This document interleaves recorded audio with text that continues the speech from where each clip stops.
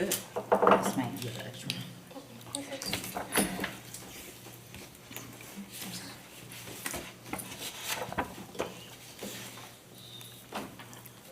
Good evening, everyone. Welcome to the City of District Heights work session.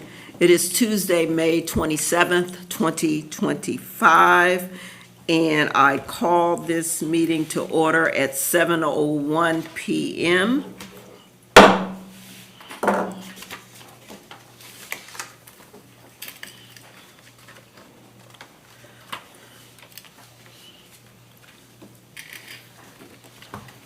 So has everyone had a chance to review the agenda? And if you are ready, I will take a motion to approve the agenda for tonight. Commissioner Harcourt moved to approve the agenda for Tuesday, May 27th, 2025. Could I get a second? Vice Mayor Gomez seconds the motion. All in favor? Aye. Motion carries 4-0. Thank you for that.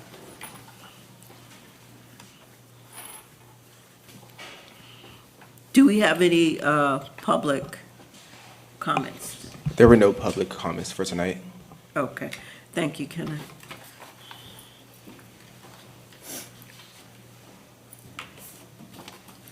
So we are now on information items. The first item is District Heights Day briefing, Major Timothy Hodge. The summary is Major Timothy Hodge will brief the commission on public safety plans and coordination efforts for District Heights Day. Good evening. Mayor and Commission, good evening. I don't think you guys formally introduced Major Hodge, right? So this is your first time really, and the public's first time really seeing Major Hodge. So Major Hodge comes with us for 25 years experience from U.S. Park Police. He retired from there, and then came over from another municipality. And so far, he's doing a great job. His actual job here is to run the patrol division to help shape and mold the vision that we have here for a great top-notch agency. So with that being said, I'm going to turn it over to Major Hodge. Thank you, Chief. Mayor, Commission, good evening. Good evening. I won't take up too much of your time. I'm just going to give you all a quick brief on the operations for District Heights Day, and I'll take any questions that you have. We're going to start the day. If you can see behind me, it's just kind of a brief showing of what the day is. We're going to start actually the day prior for Operation Prep. We'll have the Public Works team actually stage different items in different locations throughout the city to aid us the next day in what we're calling road closures. The next day, we're going to start our day at approximately 08. That's going to be full setup. That setup's going to include the event site being the field. It's also going to include the parade route. This year, there is an addition to the parade route. Last year, it went from out of the Run and Shoot parking lot across Marlboro Pike straight down Kipway. We've added what basically comes up to about another half mile. It'll hit Aztec, turn on Gateway, turn back on Council, and then Kipling, all the way out to the event field, which will be the ending location. The route itself is going to be staffed by our police officers and some of our local partners. Right now, some of those partners are Prince George's County Police Department, Prince George's County Sheriff's Department, Glen Arden's Police Department, and I've got a couple more in the works. Understanding that resources are always an issue and a concern. This year, because our concern is on the safety and the protecting of the route itself, we're bringing in water barriers this year. Essentially, you've all seen them. They look like the concrete barriers that you'll see on the highway, except they're made of plastic. You fill them with water. They're heavy and basically immovable. So we're going to strategically place those along the route, which is going to reduce the need for resources from what is essentially 30-plus closures down to whatever I can mitigate it to based on what we have done at that point. Then the parade comes into the compound. You can go to the next slide, sir. That's just a quick showing of what the parade route looks like, along with the barriers and different resources, if you would, that would be staged at various locations. Most of those resources being law enforcement, because again, our presence is what deters anybody that has any aspirations of doing wrongdoing. You can go to the next one, Kevin. This is just a quick snapshot of what our parking plan looks like. We're not gonna let the whole world park on our property. We're gonna try to push as many as we can across the street to the church. And then the overflow is actually gonna be the Athletic Republic. I should stop calling it the Run and Shoot. The Athletic Republic parking lot will be the overflow lot. So with that, we have 3 shuttle stops. We'll be running the shuttle all day. And obviously, primary stop will be here. Secondary stop being the church, and then St. Paul's parking lot being the 3rd stop. And we'll do a rotation along with assisting the band team members getting back to their vehicles as well. You go to the next one, sir. This is just a quick snapshot of what the field is gonna look like. Right now, I believe we're in upwards of 38 vendors that will be present. At the mayor's request, we did not block the center of the field, so there's a direct line of sight to the stage. And then we have the sponsors, if you would, and this is kind of misstated. This isn't the patio. This is the concrete pad that is just outside of the senior center. I hear there's a use for the patio in Desire, so we'll make that happen. And we can talk more about that offline there. Yes, yes. Yeah, that's for that. Next one, please. And that's just a quick snapshot of what where the stop locations are gonna be for the shuttle. So I think I've covered everything that was law enforcement, staging and transportation of people, and the buildup of the sites. Are there any questions? Yeah, this was great. So when the vendors come in, so how are they gonna offload and where they're parking? So the vendors will start coming in at 8. Actually, I heard Ms. Jeanette say they're probably gonna start them at 7, but their window for loading is 08 to 9:15. It's giving them a 15-minute grace for those that love to be late, because we know that there are a lot of people that just don't make it to places on time. Then we're shutting them down. They're not able to come in during the parade because the parade route is gonna be closed. So all roads into the municipal center will be closed. They are able to come in, can you put the map up of put the parking map at work? So the lower lot is gonna be vendor parking. They will be able to traverse to the track, but they're in, drop, remove the vehicle, and then go to setup. So that way we're not blocking anybody on the field and causing a backup. Are we gonna have any medical stations? At this point, no. We do have 1 paramedic on the police department on staff. He will be Okay. present. We are, however, strategically located near a number of fire department assets that'll be helpful. I've also called them. I've asked them to be a part of the parade so that I have an ambulance in the parade. I'm still awaiting their call back to confirm. If you all don't know, now the fire department actually centralizes all of their events. So we can no longer just go to the local fire department and request that assistance direct from them, as we used to do in the past. Now we have to take it direct to their headquarters, in which case they coordinate it with everything else that's going on in the county. Okay. Here are several municipal days, the same day as our event. Yep, So, our neighbors have it, Capitol Heights Day on the same day, Upper Marlboro Day, Yes. Edmonston, there's a few. Yes, yes. Any questions from the commission? I have a couple of questions. Sure, Commissioner Jennifer. Thank you, Mayor. First of all, I love the change in the route. That just gives some of our residents an opportunity to see us that hadn't seen the parade in the past, so great change. You mentioned the water barrels that are going to be out. Once the event is over, what happens to the water in the water barrels? It's gonna hit the street and hit the gutters along the street. Is there any way to salvage some of the water? I'm thinking about maybe sharing some of that with our community garden. Because that's right on the I can freeway. ask that question, however, I've never heard of being able to pull it in. You have to have a tool to be Okay. able to. Oh, okay. So it's easier to pour it in because it's funneling through a truck. Oh, yeah. versus having a large truck that has a vacuum. Now, they make them, but I'm not necessarily sure that using a sewage truck would be what we'd want to do in that Yeah, yeah. environment. No, I was just kind of. But I can do some research to see if there are some other trucks to do that. Now, we'll share this with you, though. If we do that, that is going to cause some level of a delay in opening the roads.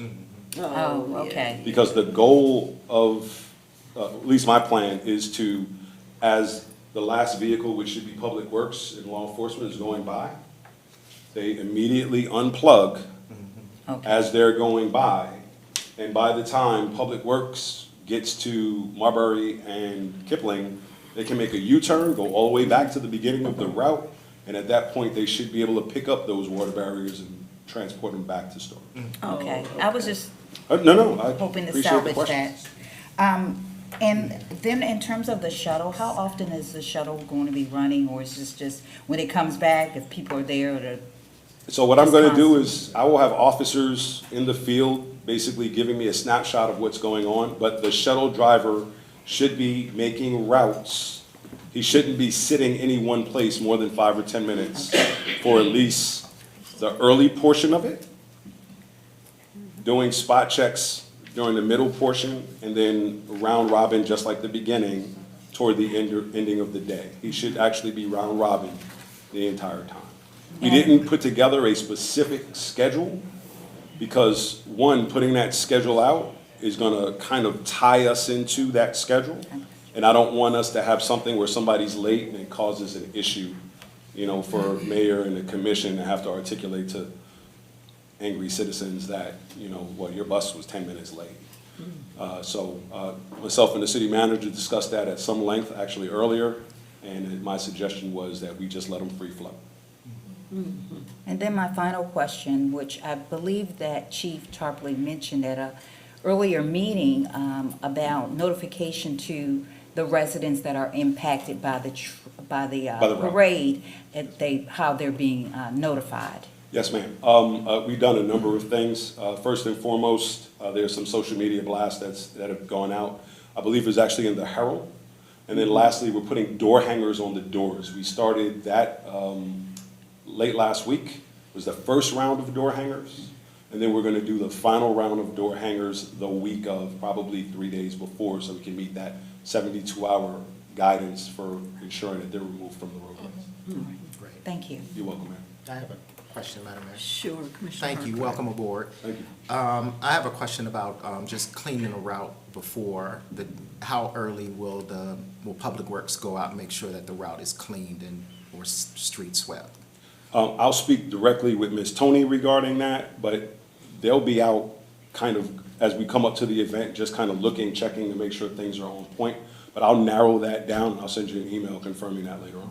Yeah, just make sure that the gateways coming in, that the grass is cut and everything looks good. Yes, sir. Thank you, appreciate it. You're welcome. Any other questions from the commission?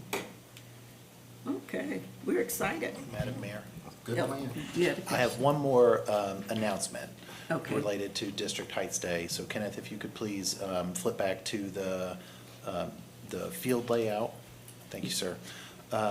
So we did a couple of things different this year, and I just wanted to provide some appreciation to the staff, particularly Major Hodge and DHPD, for pulling this component of the plan together. So you'll notice that the stage is the layout of the field is much more compact than it has been in recent years. That is to give us a more manageable area to support instead of an entire football field. We're taking a little more than half, as well as to give participants a little bit more of a tighter community feel when they're visiting vendors or enjoying some of the festivities that are going on during the day. We will also be armbanding folks or wristbanding folks who come in, so that we will have an accurate count of the total number of participants. That's a first for us. So we're gonna be directing folks through a single point of entry, and we're gonna have a mix of volunteers and staff handing out wristbands. Another thing we did differently this year that staff really pulled together around was that we offered sponsorship tiers. So paid sponsorship tiers. And when we did this, we announced it several meetings ago and then have promoted it since. And I think at that time I said I would be really happy if we got 5 for our first outing, right? So as of today, we have one 1936 stage sponsor, that is Republic Services. That is a donation of either in cash or equivalent of 5,000 or more. We have one gold sponsor, which is Judge Me Now, who is a vendor for recreation, most frequently does summer camps. The gold level is 3,000. We have Royal Farms at 1,000. We have Infinite Legacy, Target, and the Heights Church at the green level of 500. And Cricket Wireless, who's up on Marlboro Pike, and Canteen Vending, who is supplying the water for District Heights Day at the $100 level. So that, by my count, is 8 sponsorships with 1 or 2 additional planned to come in. And so by District Heights Day, I expect us to hit 10, which for a first time out for corporate sponsorship for any kind of event is huge. And so we've now, this is a mix of cash and in-kind donations, but we have essentially, offset the cost of over half of our costs here. And so what that's gonna do is that gives us a good baseline for improvements to the program in the future and what other new and exciting amenities we might be able to offer as a part of District Heights Day, counting on this level of support from our corporate partners. And so that really came together under Mr. Warren's leadership, as well as with direct support from Ms. Bethia and others. Even Mr. Swain, even though he was new to it, got into the mix. And so it really was a group effort and was embraced by the group. And that, just having 8, setting aside the handful that I think will come in afterwards, is a huge success for a first outing like this. And so it really speaks to the direction that the city is taking on, that there's, willingness to reinvest in the community from entities both in and around the community. Outstanding. Great. Any other question or comments from the commission? Okay, thank you, Major Hans, You're welcome, for thank that you. thorough presentation. Okay, item 2 is Municipal Center restroom scope, David Street, City Manager. Thank you, Madam Mayor and Commissioners. So as you know, we have been working diligently but quietly on the municipal center restrooms. And, we've got it organized well enough to bring you a reasonable scope of work tonight with some really solid cost estimates. Really? Yes. So we opened a revised request for proposals from qualified contractors, industry-specific contractors, toward the latter part of last year. We kind of opted to go an unconventional route and to essentially have the city act as its own GC. And review and select individual, what would basically be subcontractors, because we had difficulty getting, one general contractor interested in the job. And so we have tried to take the avenue of like-for-like replacements. So we're not doing any layout changes as were initially proposed. We're basically doing a pull and replace with modern fixtures, equipment, et cetera. And so to kind of brief you out on that from a high level, and we're not asking for a decision tonight, but I am going to come back to you later and ask for guidance.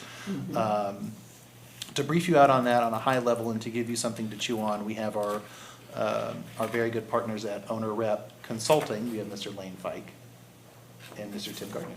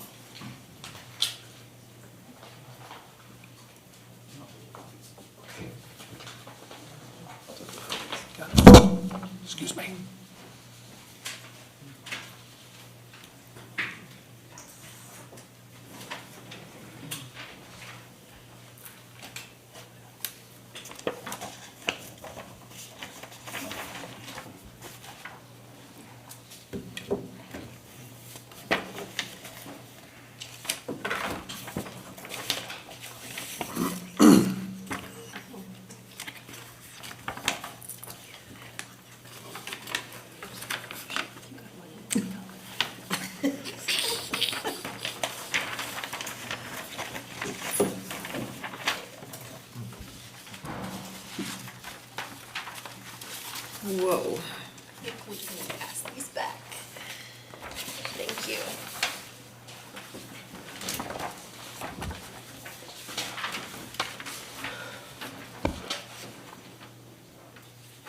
Go ahead. Mayor, Commissioners, City Clerk, and Manager, thank you for having us here this evening. Tried to summarize on basically just a poster board approach on what has transpired since David contacted us to take a different view of the initial RFP back last fall. So the approach, as David has mentioned, the delivery system, we would recommend to the city to change it from a general contractor approach to a multiple prime approach, meaning the city would contract directly with each respective vendor, primary to the scope of work. So just some enhancements that we did to it. So that was one enhancement that we recommended to increase participation.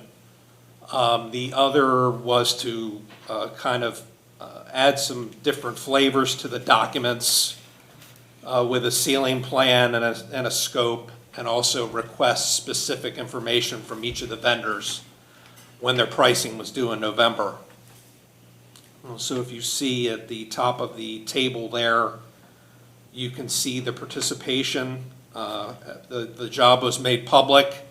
An invitation, request for proposal was sent out. We had an opportunity for vendors to visit the spaces in late October. And then in November, pricing was submitted. And then after pricing, there was a series of back and forth in terms of asking information, certificates of insurance. Do you have the proper license? An overwhelming majority of the vendors that participated did respond back. There was one instance where there was an out of response.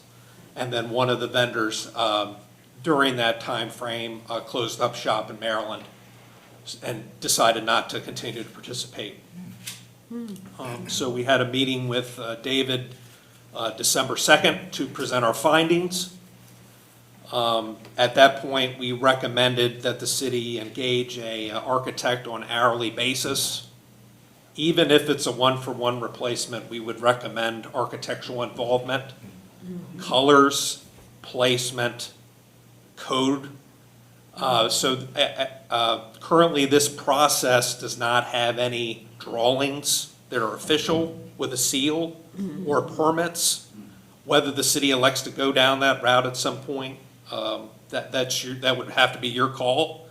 But we think in the best interest of the city, you should at a minimum retain architectural services to act as a guide during this process.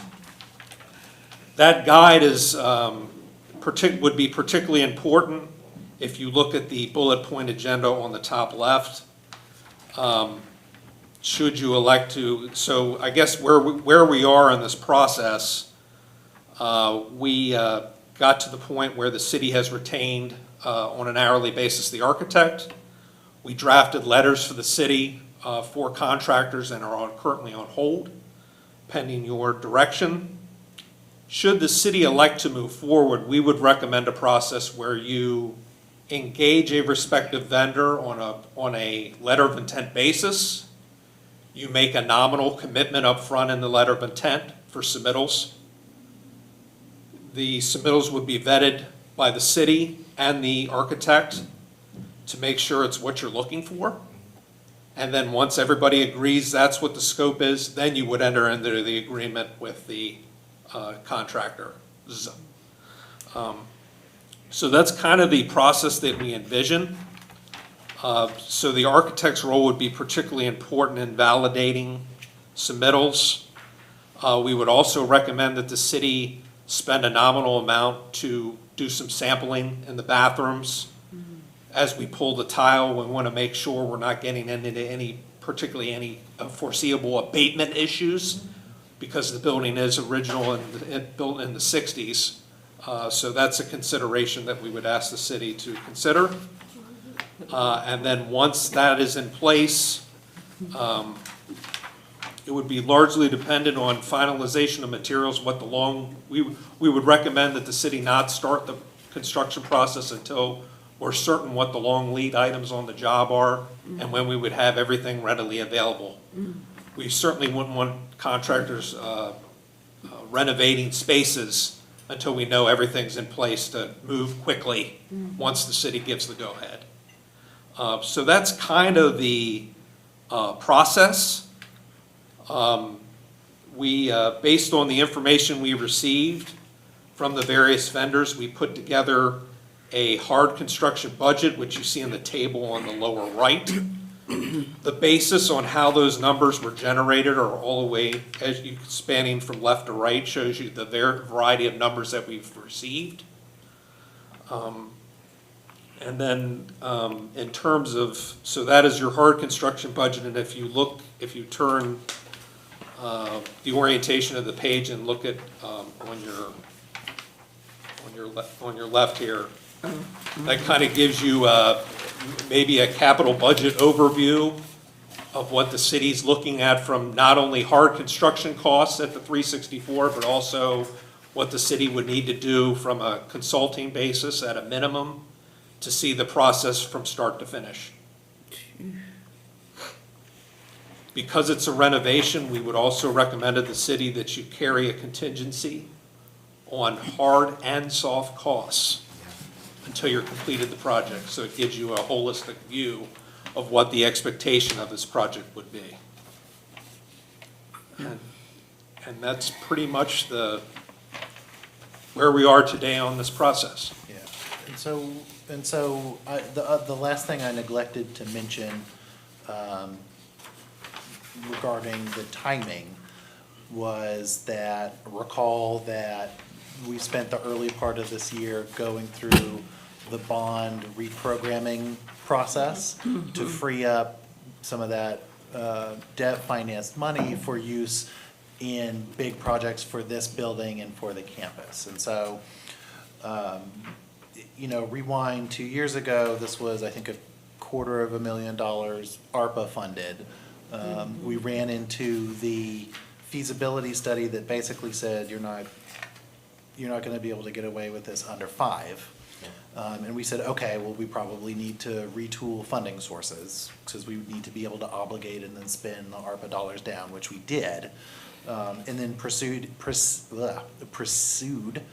reprogramming of the bond funds to backfill the ARPA funds that were programmed elsewhere.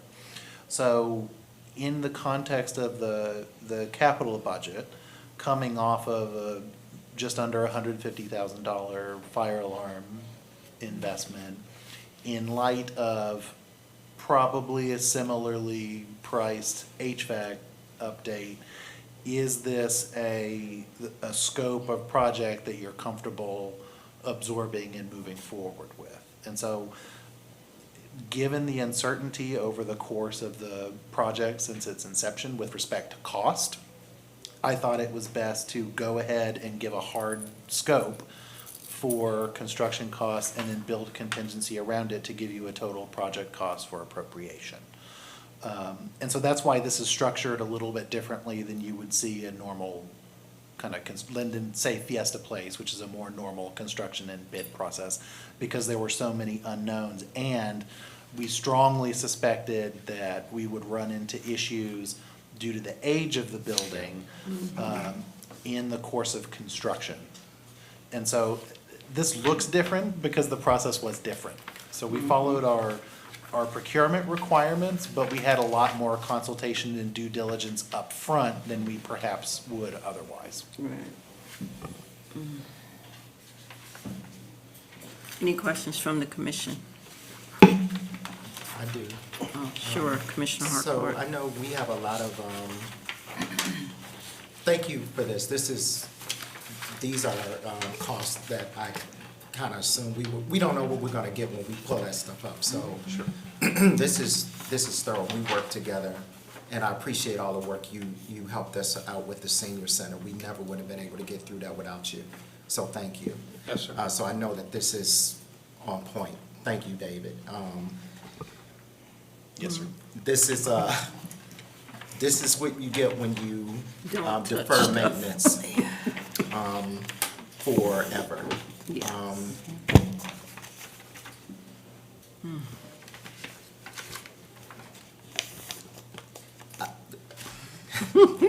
I don't even know where to start because. It's like So a this is sticker because- shock. It's like a sticker shock. The thing is, I mean, we can go ahead and do this now, because when we look at the state of the environment, the numbers are not gonna go down. The numbers are They're gonna gonna get go- worse, we know Yes. that. And so when we act now, we can take care of this. Can we do this? Can we afford it? Yeah, so you have the cap in, we'll do a final run of the numbers now that we've got this aired out, but I believe that you do have capacity to absorb this project. It probably limits your ability to absorb additional projects down the line with the same funding source, think HVAC replacement, other stuff. And so, because we're still in the kind of due diligence process for that, we're not quite sure how it's gonna land, other than we need to do the whole thing. And so my original intention was to have both scoped out so you could have it in comparison, and make a little bit better of a priority decision, but, you know, to your point, there was no sense sitting on this any longer. And so we wanted to get it in front of you sooner rather than later. This is on the agenda as an information item tonight, so that you have time to ask questions and sit with the information that's been provided before we come back to you with a decision, because it is a lot, right? And it is exactly as you say, and this is kind of what we get for not touching it for 40, 50 years. And we have prior experience of digging into an area in this building and having sort of cascade failures. Yes, You're right. every area. Basically every area we touch, yes.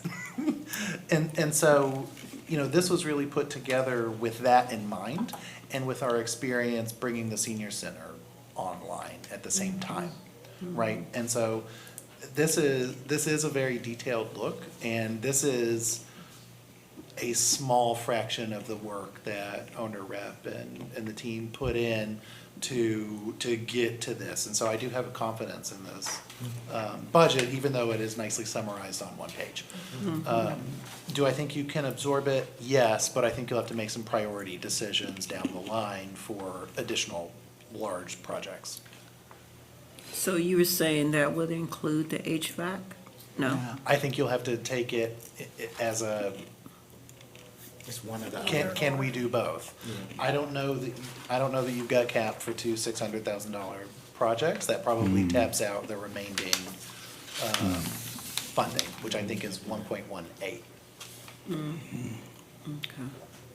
Yeah, And so I think you can absorb one $500,000 plus project and two small projects. And we still have Marlboro Pipe. That's separate. Yes, that is separate. I would, I think we are gonna have to make a priority decision as a group, between really the HVAC system and this. This does need to get done as soon as possible. However, the HVAC is also an extreme priority. We have hot summers, and we use our gym Yeah. so much. So, it's definitely something to think about, but for me, I think the priority may be leaning more towards the HVAC system. I guess I would like, maybe for our next meeting, an update on Yep. how far along we are. And the cost. We are Yeah. just starting to get scope and cost back. Okay. Okay. Yeah, because So in the- maybe we could, if we get that number, maybe we can do the Yes. HVAC and maybe a couple of the bathrooms, maybe downstairs. And we could maybe hold off on these. Upstairs. Yeah, Or do it in stages. yeah, stages. Yeah. And that's also not to say that we can't go ahead and schedule this in the capital budget, but I will probably need a decision on timing. Yes. And that just, that gives us further clarity too of, okay, what kind of funding sources are we looking for? to underpin the capital budget. So what we're doing slowly but surely is expanding the funding source options in the capital budget, so that, you know, in a couple of years, we'll be able to tie projects to multiple funding sources. And so it mitigates the reliance on a single funding source. It mitigates the city's, you know, out-of-pocket obligation, so to say. And it also lets us shuffle funding sources and projects around a little bit more. It's easier to change or expand a scope than it is to generate an entirely new project and new funding source. That's sort of the example of what we did with the bond dollars. We expanded the scope so that we can tie more projects to that money. And So- David, I'm sorry. No, that's okay. So are there any, I know we talked about the HVAC system through Pepco. Maybe that's a conversation with the bathrooms, you know, with We can certainly lighting. look into, And WSSC maybe. NEA and others, yeah. And so the way that these budgets are structured is, you're getting the total expenditure number, because that's what I'm gonna ask you to appropriate. It's not really factoring into other, like, grants or funding sources we could pursue either for this or other projects. So you're getting the full picture. That's not to say those things aren't out there. It's just to say you're getting the full picture now, and we can pursue them as we go down the line. And I just have one other Oh, sure. thing. Go ahead. I recall going to MML, and we did have a presentation by the Maryland Finance Department for projects like this. Is that an option that maybe we could explore? Okay. Yes, and so what I'm working under now is our existing issued debt, but that doesn't mean that we can't finance additional improvements, issue more debt, or look at other funding sources. So we can absolutely do that. Any other questions from the commission? Okay, well, thank you. Thank you so much. We just, it's on our wish list. But this is very helpful, thank you.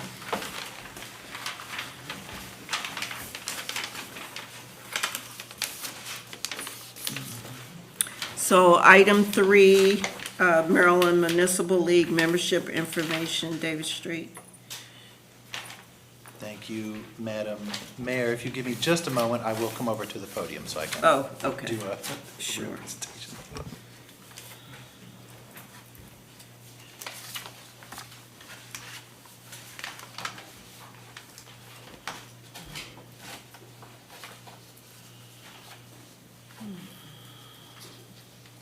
All right, thank you. Thank you, Mayor and Commission. So at the last meeting, you asked for some information on, you know, different options that the city has to engage at a state and regional level. So we've done some preliminary work relative to the costs and benefits associated with MML membership, and kind of what that benefits the city with, as well as other options or parallel options that you've got to pursue. So in short, MML offers access to educational materials, sessions, conferences, and technical advice. They offer networking connections among other local chapters and local jurisdictions, different league departments and state and national affiliates. And they offer legislative and policy advocacy and education. That is grossly oversimplifying, but each of you have experienced MML programming and I think have a good tack for what their capabilities are. 2 years ago, or one fiscal year ago, they changed their dues structure. And so that is what you see in the first table there. So District Heights falls into the $7,500 category for annual dues. The current year, we paid a step-up dues, I believe, of $6,500. Our dues prior to that were $4,453. So we are looking at a couple $1,000s increase in dues. The commission also had two explicit questions around this area. One was that, is MML membership required for participation in Legit? And two, what are the comparative benefits for the Metropolitan Washington Council of Governments? So we did reach out to Legit and got mostly a straightforward answer, but yes, Madam Mayor. So could you explain what Legit is? Yes, thank you. Okay. Legit is a local government insurance trust, and they provide myriad services, training, insurance coverages, et cetera, to municipal and local governments. The city is a participatory in Legit, and our general liability insurance and things like that are covered by them. And so we posed the question to their membership services department, basically saying, hey, is Maryland Municipal League required to participate in the Legit insurance pool? And they said, in short, yes, either MML participation or MACO participation was required for their programs and services.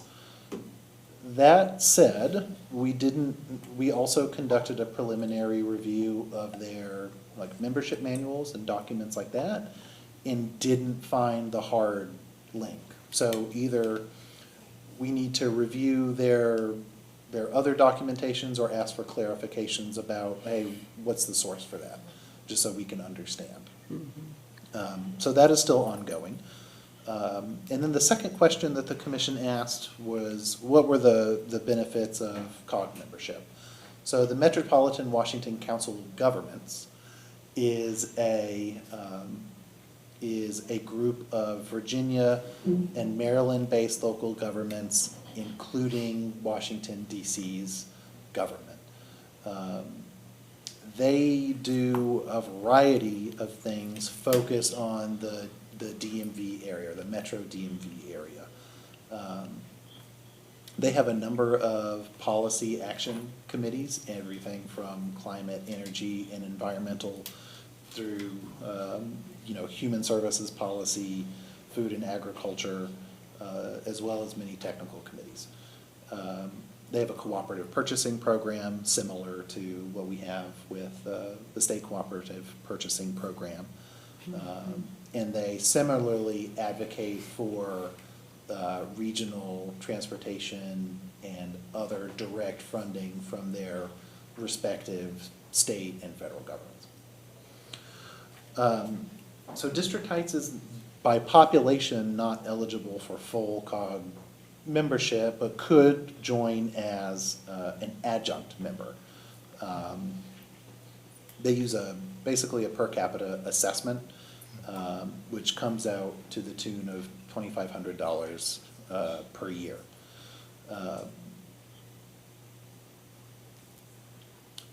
We would be able through there to avail ourselves of their joint purchasing program. That's everything from services to vehicles to equipment.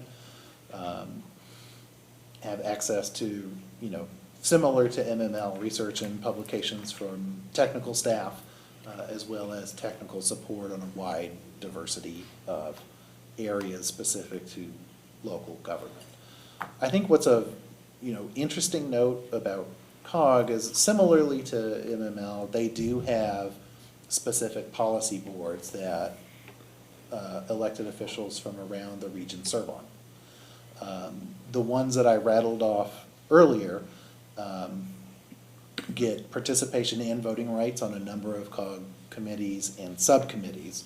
And so what it poses is District Heights has the opportunity to participate in the conversation at a regional level with the likes of, Alexandria, Prince George's County, and others.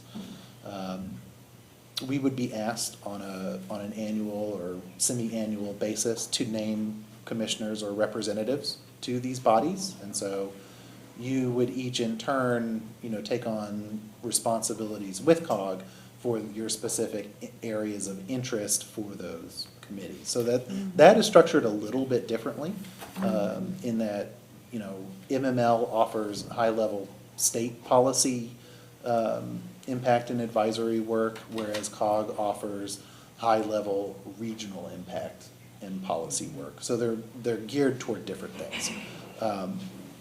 COG's legislative advocacy is not as strong as MML's is. They're kind of more issue-focused around DC Metro-specific issues. So think about dedicated funding for Metro Rail is something that COG would rally around. And so, you know, with that, I am happy to answer any questions, but do realize that a couple of pieces of these researches are ongoing. Okay. Any questions from the commission? We're going to continue to study this. Yes. Yep. Okay. All right. Thank you, ma'am. All right, thank you.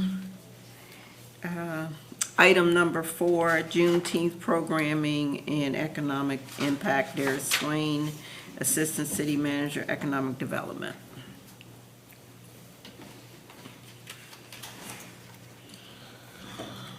Good evening, Madam Mayor, Commissioners. Good evening. How's everyone today? Okay, great, great, great. Yeah, I thought we had a city meeting, everybody so quiet. Okay, Yeah. okay, all right. So I'm gonna be a little loud. That's okay. Break up. No, I'm just joking, just joking. Let me first of all, thank you for allowing me to come and to give another update on our Juneteenth celebration that we're planning here in the great city of District Heights. We are so excited about this opportunity to share on this certainly a momentum occasion, and momentous anyway occasion. I wanted to update you ever so briefly on some of the things that are happening now with the activity. We have been confirmed by our own Senator Nick Charles that he will be our keynote speaker for the Juneteenth celebration. So this will give us an opportunity to certainly to say hello to him once again, but welcome him in and certainly hear the great things that I'm sure he's going to have to say about our great city. So that is confirmed. We also have confirmation from the Bowie State University singers who will come and present 3 tunes for us, starting with Lift Every Voice and Sing, and then 2 other tunes that will coincide with the celebration of Juneteenth. And as you all know, Bowie State University is the oldest historically black college in the state of Maryland, one of the oldest in the country, having been founded in 1865. So it is certainly apropos that we would have them to come and be a part of this celebration on Juneteenth. So we wanted to do that.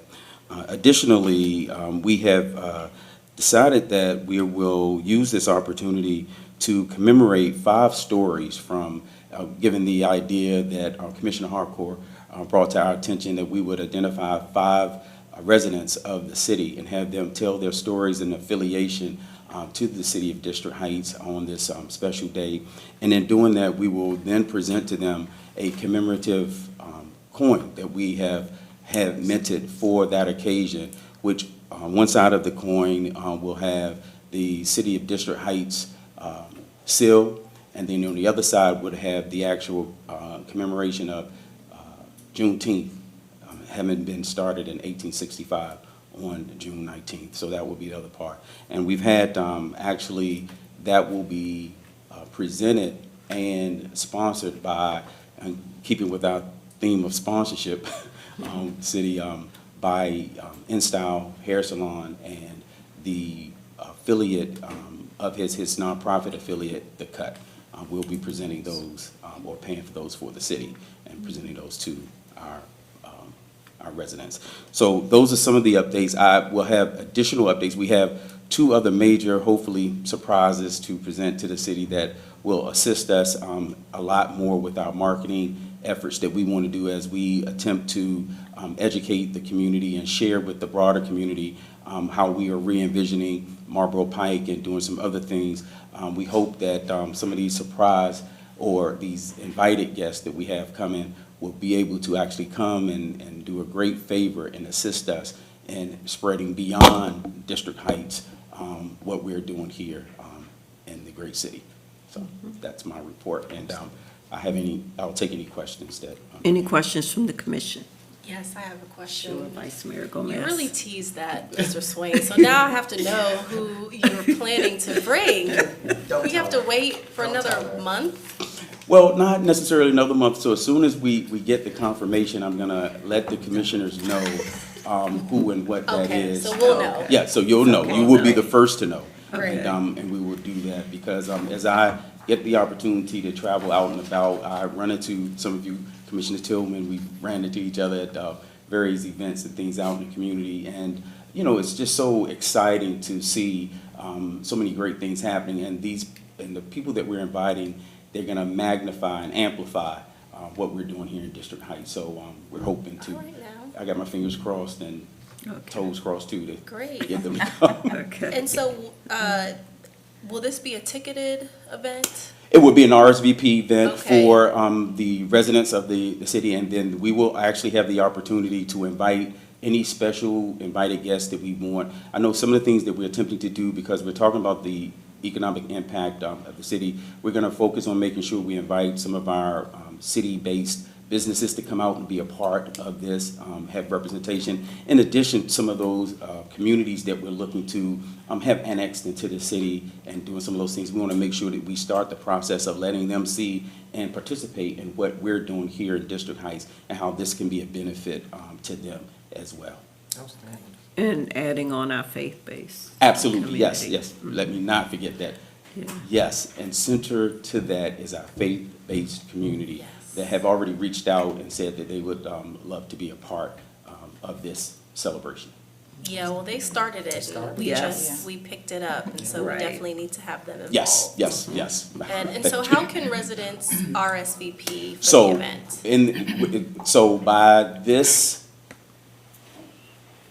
I'm looking, by this Friday, we're planning to have released into the citizens of District Heights the flyer and the QR code for residents, and we will have it at the senior center for people to sign up for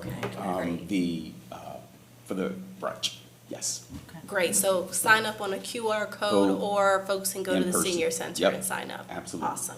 And we're also going to be sending information out directly for all of those seniors that are already a part of our list that we Constant have. contact. Yes, we're going to be sending out to everyone. So if you're on our list, if we had any contact with you, you will get an opportunity to RSVP. Yes. Because we have residents who just like to call. Yes. Okay. Yeah. So we're going to have a number, so Yeah. we have number, QR code, all of that. So we're Oh, going to, okay. all those legacy people as well, yes. Outstanding. Okay. Thank you. Any other questions?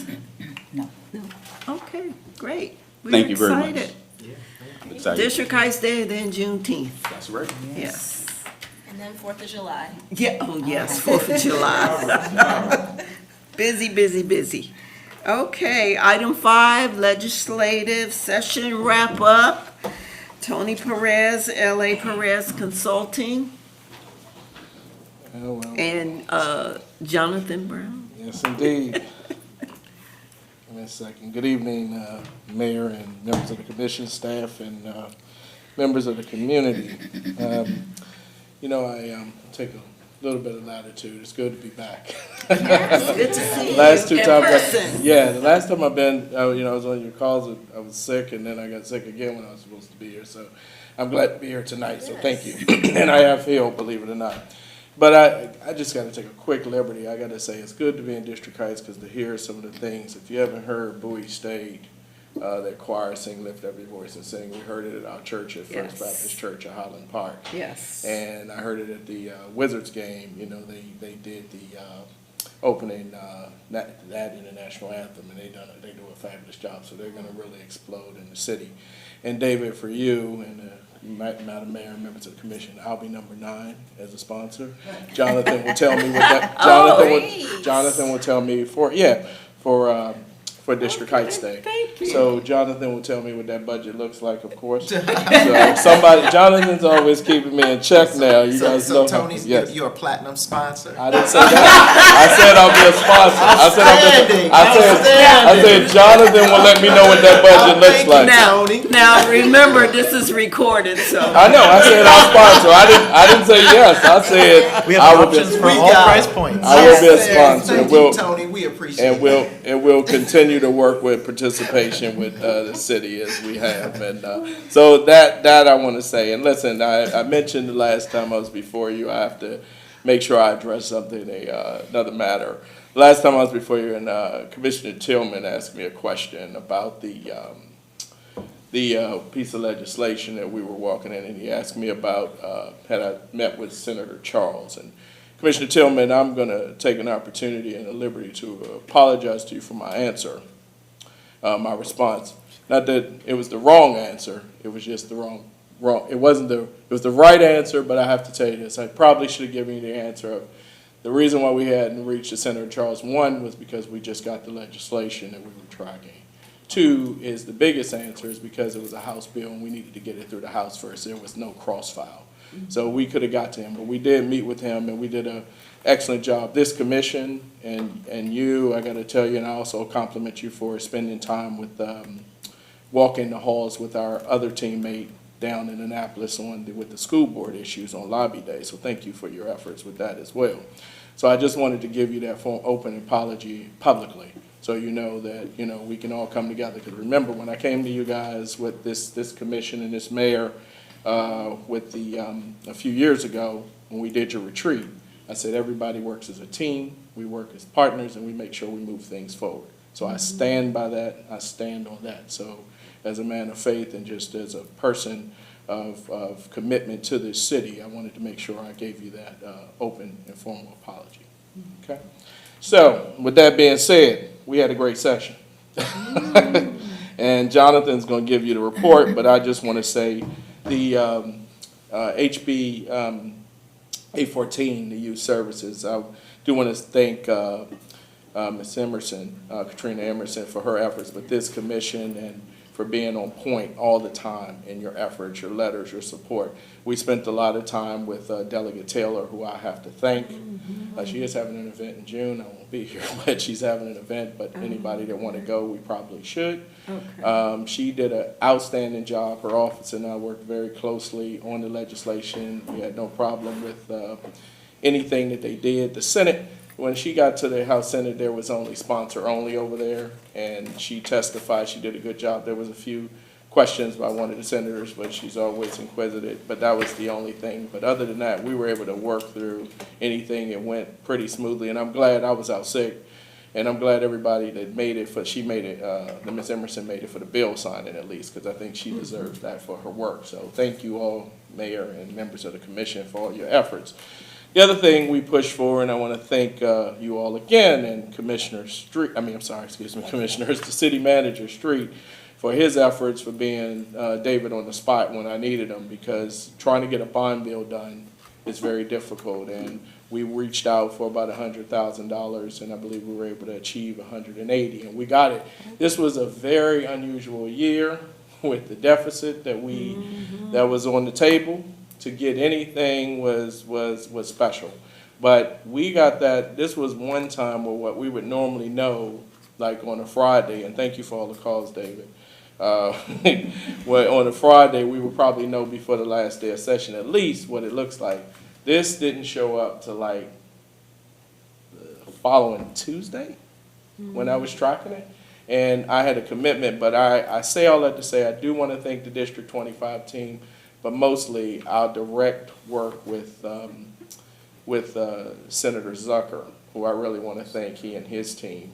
Having relationships are very important, and it was the efforts of Senator Zucker that we were able to even get that money for the city. I think he understood our position, and I think he put a lot of effort forth and did that. I mean, in the 25 team, I thank them for their support, but, you know, when Senator Zucker had to go in the extra pile to make sure we got something, he deserves a lot of credit for that. So I don't want to take anything away from his efforts. We always thank our District 25 team for the support, but, because that's the process, you know, but sometimes you have to have bigger relationships, and Senator Zucker is Chairman Barnes, we go back pretty far, and Chairman Gazzoni and the Budget and Tax, we go back pretty far. So sometimes you have to push a few other buttons to get what you need. So I just wanted to say that and just really thank this commission. And again, it's good to see you all. I'm not going to be long. I'm going to let Jonathan take over and let him go over the final report, because we have some few things like veterans and things we tracked that you requested us to do. So I'm going to let him take it from here, Jonathan. And some news we got from the council today. Oh, okay. Good evening, Madam Mayor, esteemed commissioners. Appreciate you having me here today. Given let's let it wrap up, I think one of the things from a high perspective is a total of 1,577 new bills were introduced, so no shortage of a frenzy. 92 eventually made it to the governor's desk for signature enactment. As Tony alluded to, significant financial issues this year from a budgetary perspective for fiscal year 26. $3 billion worth of B, yep, $3 billion worth of B was a shortcoming that had to be overcome. A large majority of that educational funding, but that's essentially what the state is kind of wrestling with. So in light of all that and in lieu of what Tony said, I think a very good session for us. But with that, there's a couple of bills I want to highlight specifically to bring on your radar and interest, and in the shared interest of time.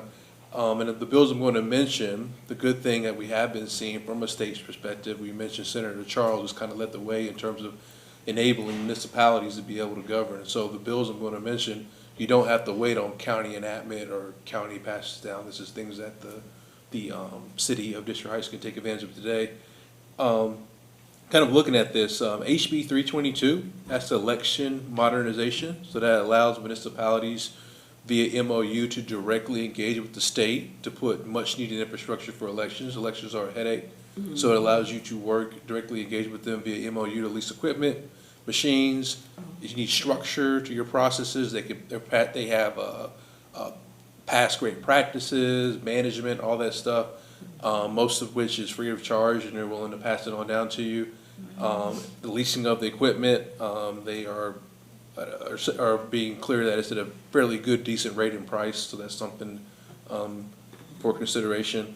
One of the things, by the way, you have a great city manager, by the way. So one of the things that he placed on our radar to pay attention to was veterans benefits and bills within, from a state legislative perspective that were enacted on that. Madam Mayor, that's something you wanted us to do as well. And there's two bills I'll cover from a veterans perspective. HB 699, it's a veterans benefits eligibility expansion, and this covers a number of things, but more specifically, it covers our members who are LGBTQ status who could have potentially been discharged as it relates to that. So basically, or those who struggle from trauma or mental health challenges that lost their jobs to serve, unfortunately. This bill allows us to retroactively, if you will, provide engagement and job statuses. So it allows you to, the normal veteran benefit statuses that would normally be passed down, you can now give that to these people if they were discharged for those reasons. So it expands the output of that. So it definitely helps affected group of people that we all, Memorial Day just passed, that we all know and love and that served, that potentially could have got targeted based on new administration. Also HB 1443, this is local hiring preference for veterans. So it enables municipalities the right to establish local hiring preferences for veterans. So you can write up legislation, and not only veterans, but their families as well. So it enables you to establish hiring preferences and practices specifically to veterans, establishing that with your local ordinance. Yeah, sir. Okay, sorry. It allows you to do that. Also, one thing, and I know Tony alluded to this, but I'll dive in this as well.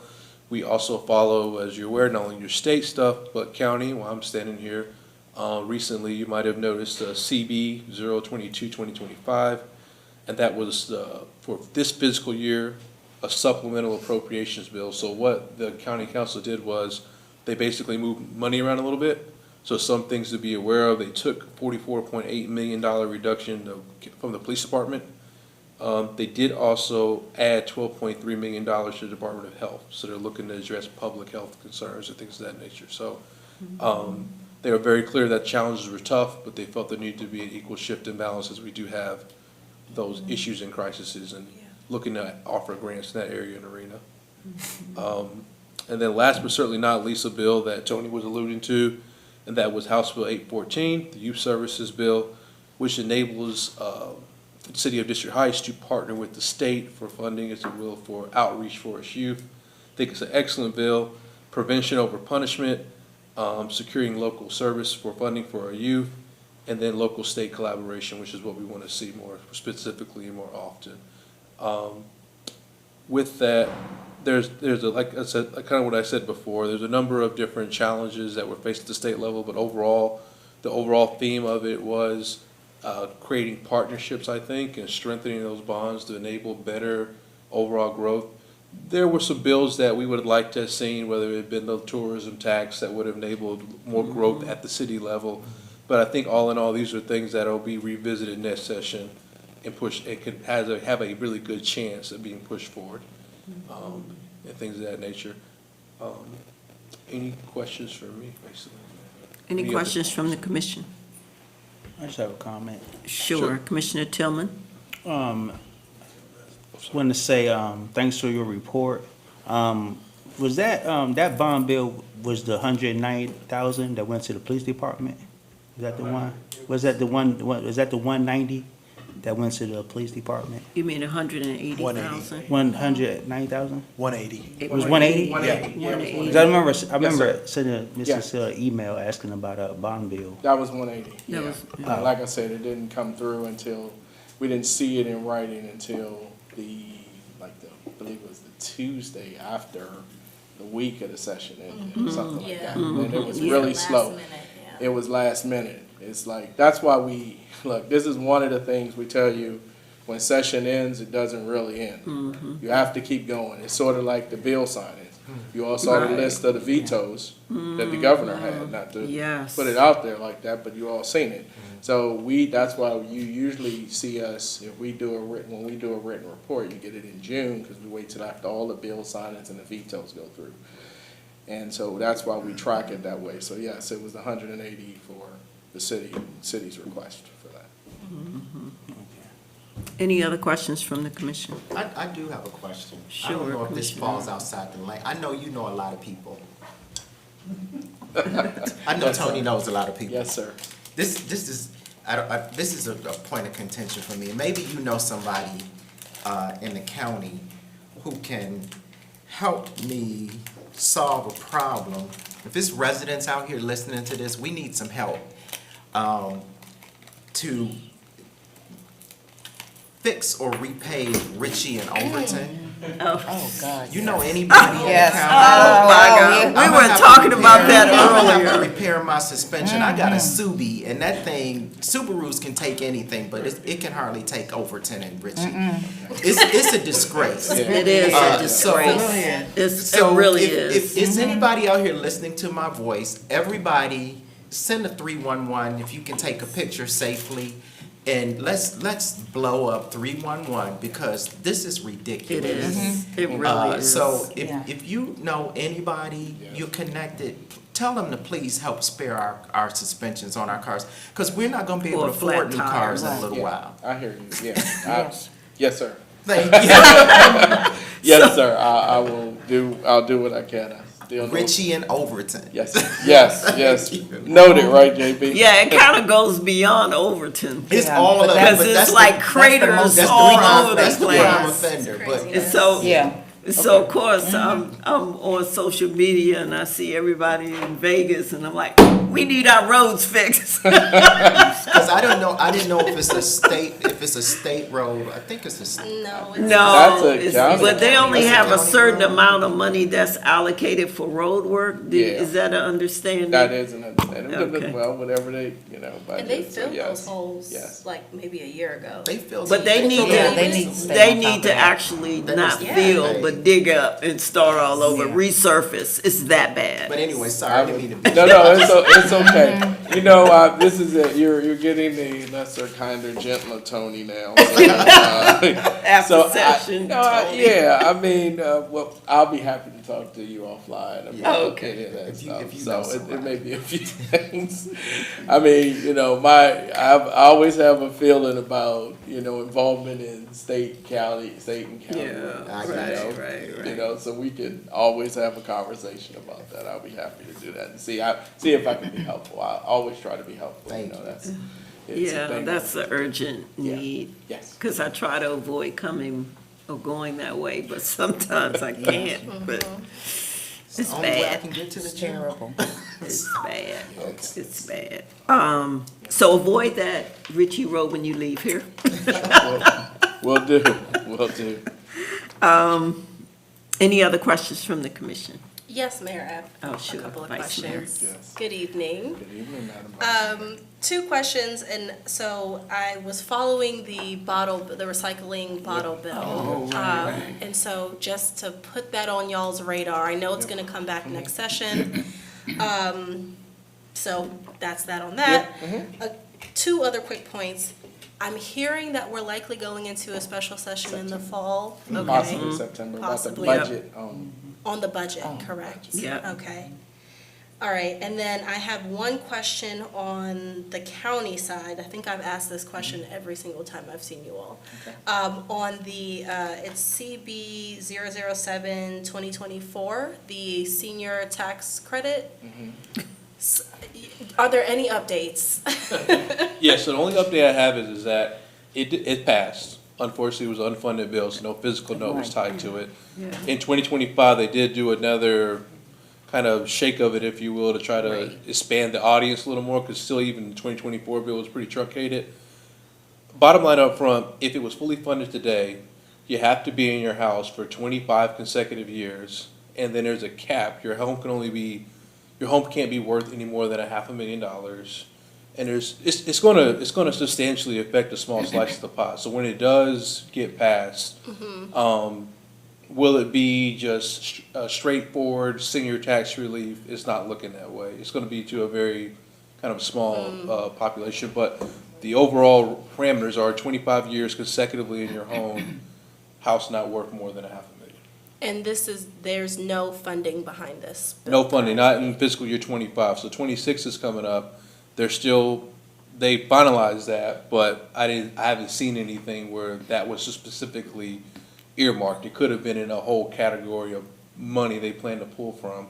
I think the fiscal note on the bill was the county's expecting $7 million is what they expect to, if everybody comes and get their money, because also, as you follow the bill very closely, it was very confusing when it originally was placed out. Right. So there was a lot of people who qualified for it who wasn't able to get their money. So it allows people retroactively to ask for it as well. So that's something as well that the county's kind of wrestling with. But nothing specifically I saw earmarked for veterans. It doesn't mean that they don't have, for senior citizens, but it doesn't mean that they didn't have a bucket that they plan to pull it from someplace else. But definitely not in 25. It'll be 26 fiscal year, so. Wow. Can I follow Oh, up? Yeah. sure. Can Sure. you can use that? I just want to follow up on that. So, Sure.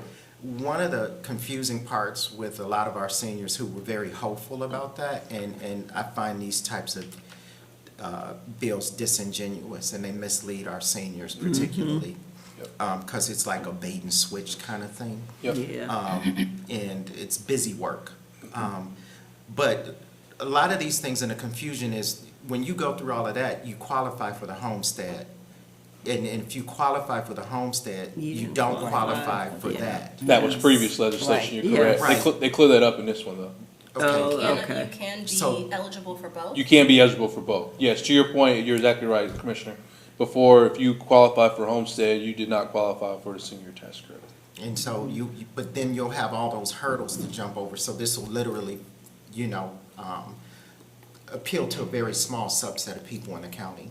If you believe what I'll be nice, Tony, if you believe what the county says, it should be very simple in terms of one application, simpler process. That's what they were promising to roll out, because it was confusing. Yes. There was multiple applications. You had to do your homestead, I think you had to do this one, and even the county dropped the ball with all the multiple applications that they had to handle, which Yeah. a lot of people who qualified didn't get the money that they deserved.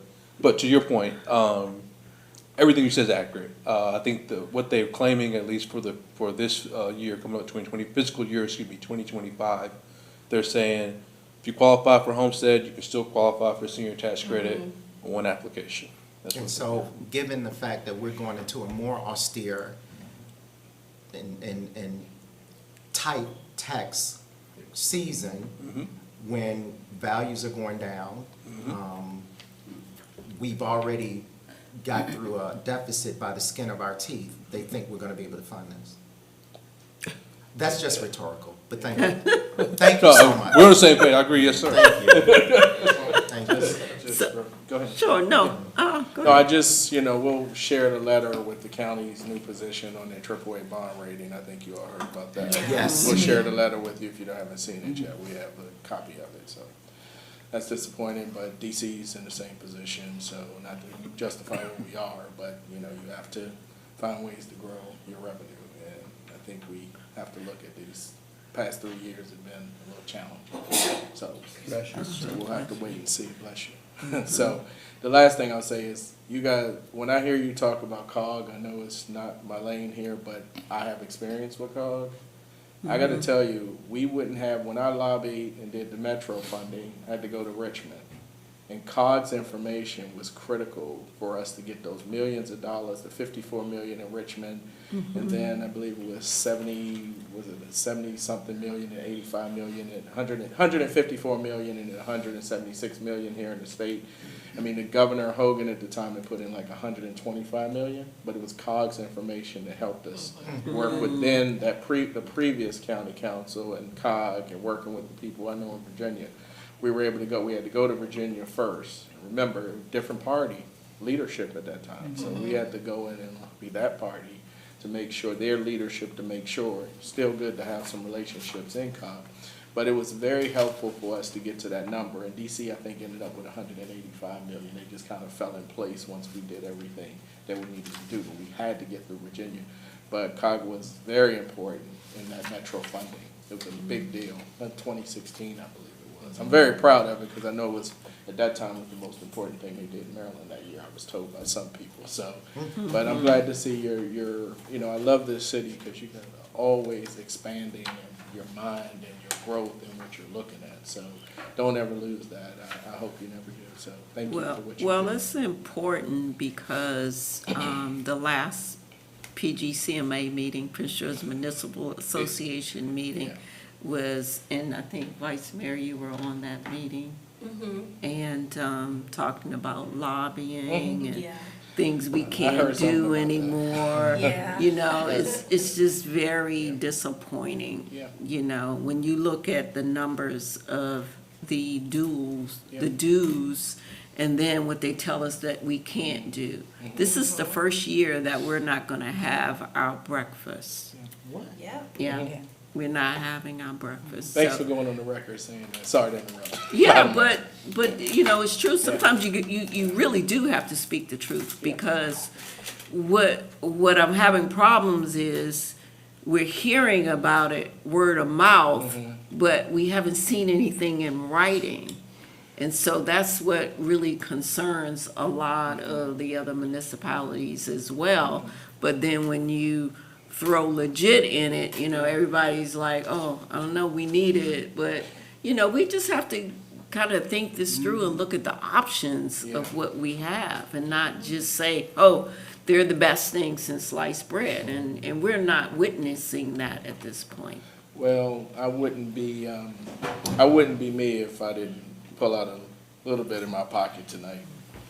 Look, I hear what you're saying about that whole transition. All I can tell you is, I'm a consultant first, Right. lobbyist second. And sometimes you have to look at the big picture. Yes. Everything you're looking at is the big picture. And when it comes to, I'll just say, we didn't mention HB 532.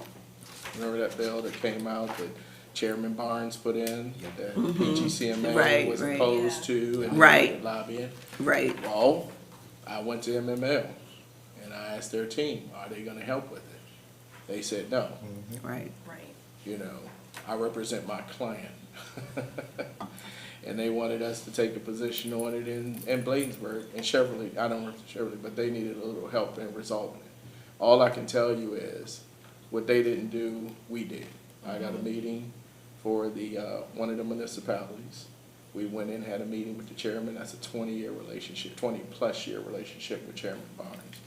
And I used it. And we went in, we had a great conversation, because when a municipality's voice isn't being heard, somebody's got to listen, and he listened. To his credit, Chairman Barnes listened. And he was able to, we'll just say, not only resolve the issue, we resolved the issue and then some to have some success. And it was all L.A. Perez, make no mistake about it. It was all us that did what we needed to do to make sure that bill, he agreed with the terms that we agreed to in our meeting. And part of the agreement was that he would withdraw the bill, and he kept his word. And he went to that hearing that day and went to the well, and he pulled the bill. And that, he gets a lot of credit for that, Chairman Ben Barnes. And so, but that's relationships. And sometimes you just have to use them. In the same way I did for them, you know, that's what we do for you all. But I wanted you to understand that bill could have hurt. Yes, But- of Could course. Could have hurt, could have hurt. Yes. But, and he knew yes. it, but, you know, he was, he understood what he had to do, but we resolved the issue, and we appreciate him for that. But that was one of the things, you know, if you're, you know, you can't tell, I can't, you know, you ask me to do something, I gotta go after it, right? And that was one of those times. So I'm saying, in this case, PGCMA was asking for support, just like we did with the audit bill. Right, Those were our right. amendments. Oh, yeah. That's right. We Yeah. did that. You know, Right. that's our stuff. So whether they want lobbying services or not, we're good, we're very good with it. Yeah, Our yeah. teams have, we can go either way with it, but we were very happy. We know we've been successful for the people we represent in these cases. Well, there are several conversations around that, so. But you put it on the table, so I have to put it on the table, because, you know, although we may know what's going on and you may know, but our residents don't know that we have to continue to protect our municipalities. Amen. And it's 27 in Prince George's County, Amen. and if we don't stand up, Yeah. Well, we definitely can have conversations about that. I'm open to it. Like I said, we're consultants first and lobbyists second. Yeah. And, you know, lobbying has been successful, yeah, and I'm glad you're sharing with the residents. I hope every municipality is sharing with their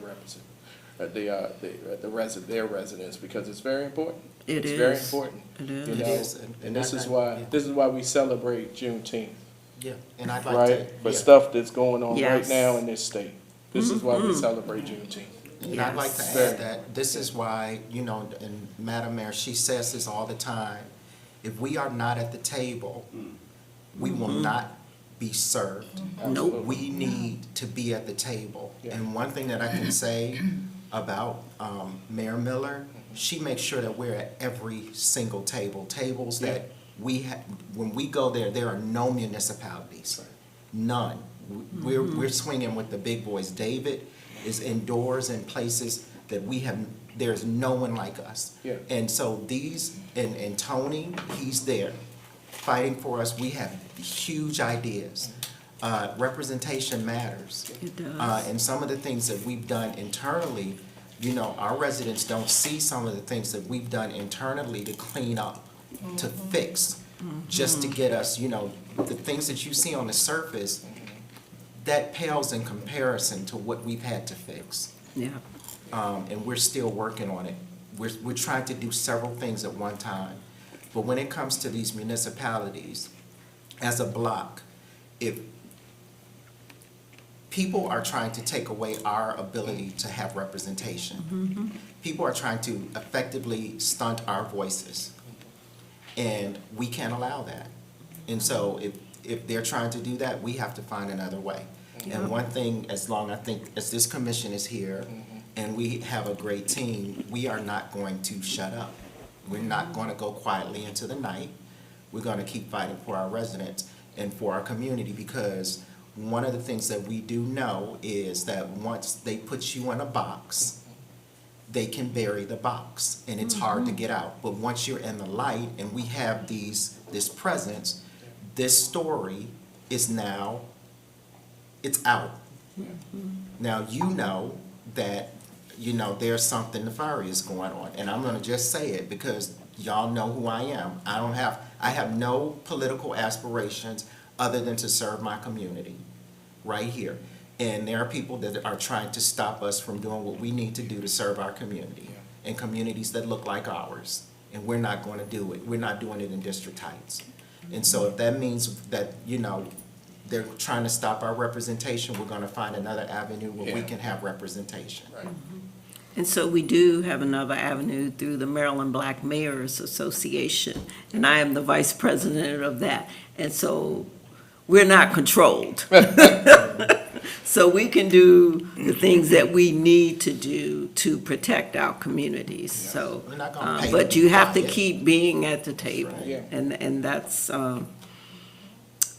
so important to me. I mean, if we're gonna do this work, let's do it right. Yeah, together. Make it make Together. sense. That's right. Yes, together as a team. You all have changed the game in the city of District Heights. This mayor, you and the commission, your staff, all of you, the residents. I hope you really appreciate, you guys have come, I'm a born and raised Prince Georgians, and I watched how you've changed this city, and moved it to a higher level.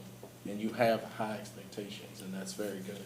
That's very good, because people will always look at you different, and people are talking about this city in a positive way, not in a negative way. You just keep doing what you're doing from the staff, your commission, mayor, residents, obviously your chief and everybody. They're doing good things. You're doing good things. I mean, that's just being on the outside looking in, and I appreciate it, and thank you very much for what you're doing. And thanks for giving me the opportunity to service you. Jonathan and I really appreciate service. We like when we say, hey, we like going over there. So we do, and we do. So thank you for always being professional and present all the time as well. Those things are important. So thank you. I'll close. That took a lot of time. Thank Okay. you. It's been a while. Yes. So- Yeah, it's been a while, and we needed this conversation, so we appreciate you, Tony Perez and Jonathan Brown Consulting, LA Consulting. Thank you. Thank you very much. Thank you. Have a Appreciate good it. night. Yes, All that's right. all the questions? Oh, Okay. Thanks for the sponsorship. Absolutely. oh, yeah, thanks for the sponsorship. That's right. Now we gotta talk about your account. Take care of them with your ass. Jonathan will let me know. Well, have a good evening. Thank you. All right. So I gotta. So number 5 is action items, approval of the minutes. Kenneth? Hi, good evening, Mayor, Vice Mayor, Commission. The minutes as a part of tonight's packet were drafted from the May 13th work session.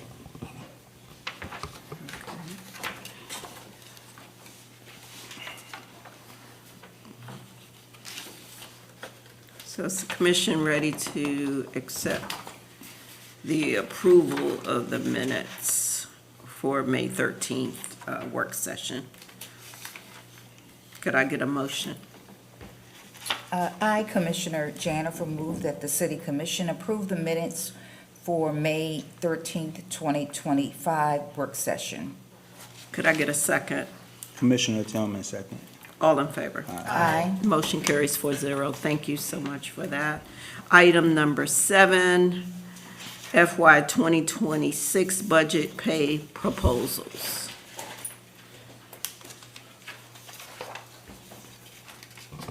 I have many notes to refer to, so I am gonna, if it's the commission's pleasure, just take it from here, because I would like my Okay. notes on for easy referrals. Just make sure your mic is nice and, Yes, thank you. okay. So, on May 13th, the commission approved the proposed budget as it was amended by the commission with one outstanding question. The outstanding question was on kind of how to handle pay and collective bargain implementation costs for FY '26. As the commission will recall, we budgeted about $205,000 as a lump sum to deal with both, just because we had so much uncertainty on costs for collective bargaining, and we had come off the heels of implementing the pay parity study. Right. And so there was an unusual amount of uncertainty around what the best path forward was with pay, which we then, made more complicated by fixing an existing issue. And, for FY '26, starting the conversion to a 37.5-hour work week. So what that does is essentially reduces the total number of hours worked for each individual staff member by 2.5 hours every week, which essentially just counts toward clocking out for a 30-minute or so lunch every day. And so we were left in a position where we were fixing this sort of hole in our personnel policies where the personnel manual is essentially silent on clock ins and clock outs for lunches, as well as pay for the same. And in so fixing this issue, we've come across a pay issue that needs to be resolved. And so I'm simply seeking guidance on that, but wanted to provide you some, additional context for that, because it's kind of there's a couple of different moving parts, and I want to make sure that everybody's clear on what those moving parts are. We implemented the salary study at the end of FY '24. And so we adjusted pay across the board for all positions. That is on the heels of a, starting pay roughly 5% COLA in FY '24, a 5% merit in FY '24 as sort of a down payment on salary study implementation, right? We did the salary study implementation and then ran into or rolled into a industry aligned 3% COLA for FY '25. So table 1 takes you through that progression for the average employee. The average employee is essentially a tool that we used to kind of test is a tool that we used to basically test our work, check our work when we were implementing the salary study. And so we took a random sample of 5 employees across various job responsibilities and spectrums. And, we ranged anywhere from less than 1% increase because we brought them on at the right rate or the right market rate based off of the commission's pay guidance, to 35.5% increase because they were far below the pay guidance for the role. And so the average came out to, for the 5 positions sampled, 16 and a third of a percent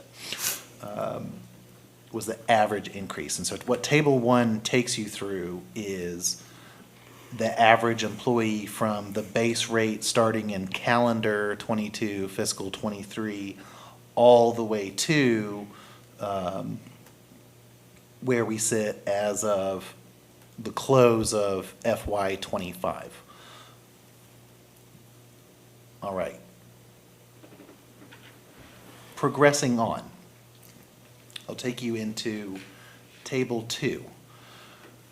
And again, table 2 sets aside uniformed positions. So the conversion to 37.5 to 40-hour weeks does not include sworn officers, right? They have a completely different schedule with completely different time accounting.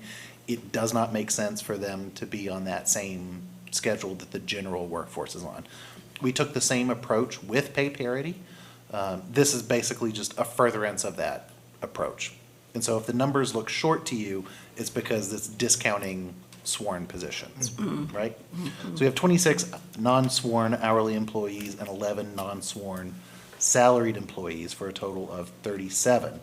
You've seen all of the math in table 2 before. It's what led you to the total aggregate savings of $131,126 and some change, savings in the conversion. Table 3 takes you through what that conversion looks like, again, for that same average employee we looked at in Table 1. Right, so you start at the base rate from calendar 22, fiscal 23, and progress from there. And you can kind of track how the average employee's pay has changed over the 18 months. Right, so what happened then? So May 13th, we said, well, how can we, come forward with an FY '26 pay plan that tries to bridge the gap between all of the work that has been done by the commission over the last 2 to 3 years and longer, without really pushing anybody toward the perceptions of a pay cut or anything like that. And so this is an opportune time to stop and re-point out what we've done over the course of the term, right? And so this item is focused on pay, but we've also completely overhauled benefits, right? And so we just finished a conversion to MetLife from various providers. Over the last 2 years, we've also invested about, or at least $50,000 in organization-wide trainings and staff development, in addition to bringing online additional perks like an employee assistance program, so on and so forth. So the item is structured around pay, but it's important that you not lose sight of the whole picture of the total compensation. Right. Right. Okay, so that takes me to what we proposed May 13th in Table 4, which is essentially for hourly employees in sworn positions, a relatively industry consistent 2.5% COLA. And for the 11 salaried employees, you hold them steady at their FY '25 rates. Now, it was proposed this way for 2 reasons. One, the scheduling corrections that we made in the personnel manuals are not really going to affect salaried employees because of how they book time. They book time by exception, right? I'm going to be at a doctor's appointment this day. I'm going to be on annual leave these days. They're not punching in and out, right? They don't keep track of their time that way. And so I said, essentially, instead of adjusting their salaries up or down, let's hold them where they're at right now for FY '26. What that essentially does is saying, okay, folks, your pay is not changing, the expectations are still increasing, you're technically being booked for 2.5 hours less a week, but your take-home doesn't move. For salary, that's the 11 salaried employees. For the hourly employees, you are technically working 2.5 hours less a week, but we're coming in behind that and making a portion of that up with a 2.5% COLA, right? Which is also then applied to all of the sworn positions who are not really involved in the change in time, but, are still out there doing a job and need to be considered, right? And so this is pushing the sworn positions and the hourly positions together for the sake of this particular pay proposal. Table 5 is just how that pay proposal bears itself out with the 2.5%. And so basically you see the kind of change in hours going to effect and then it bouncing most of the way back after the COLA adjustment, right? And so that is a deeper dive into how I landed at the proposal that was presented to you on the 13th, which is Table 4. Mm-hmm. Now, that, what's in front of you is very much a kind of one-off, one-year special to account for this conversion in time, to account for the large investment that we made immediately in the prior fiscal year, and to kind of make it so that we can do the adjustment that we need to make on the personnel policy perspective without, or mitigating any kind of negative impact on staff. So this is, what I've proposed in Table 1 is very much a compromise proposal. You do have alternatives. There are two kind of gamed out here, but really with respect to staff pay, you can move the needle to whatever extent you're comfortable. It's at your discretion. I would just say you do it consistently by classification. And so you have one adjustment that basically doesn't touch anybody's rate.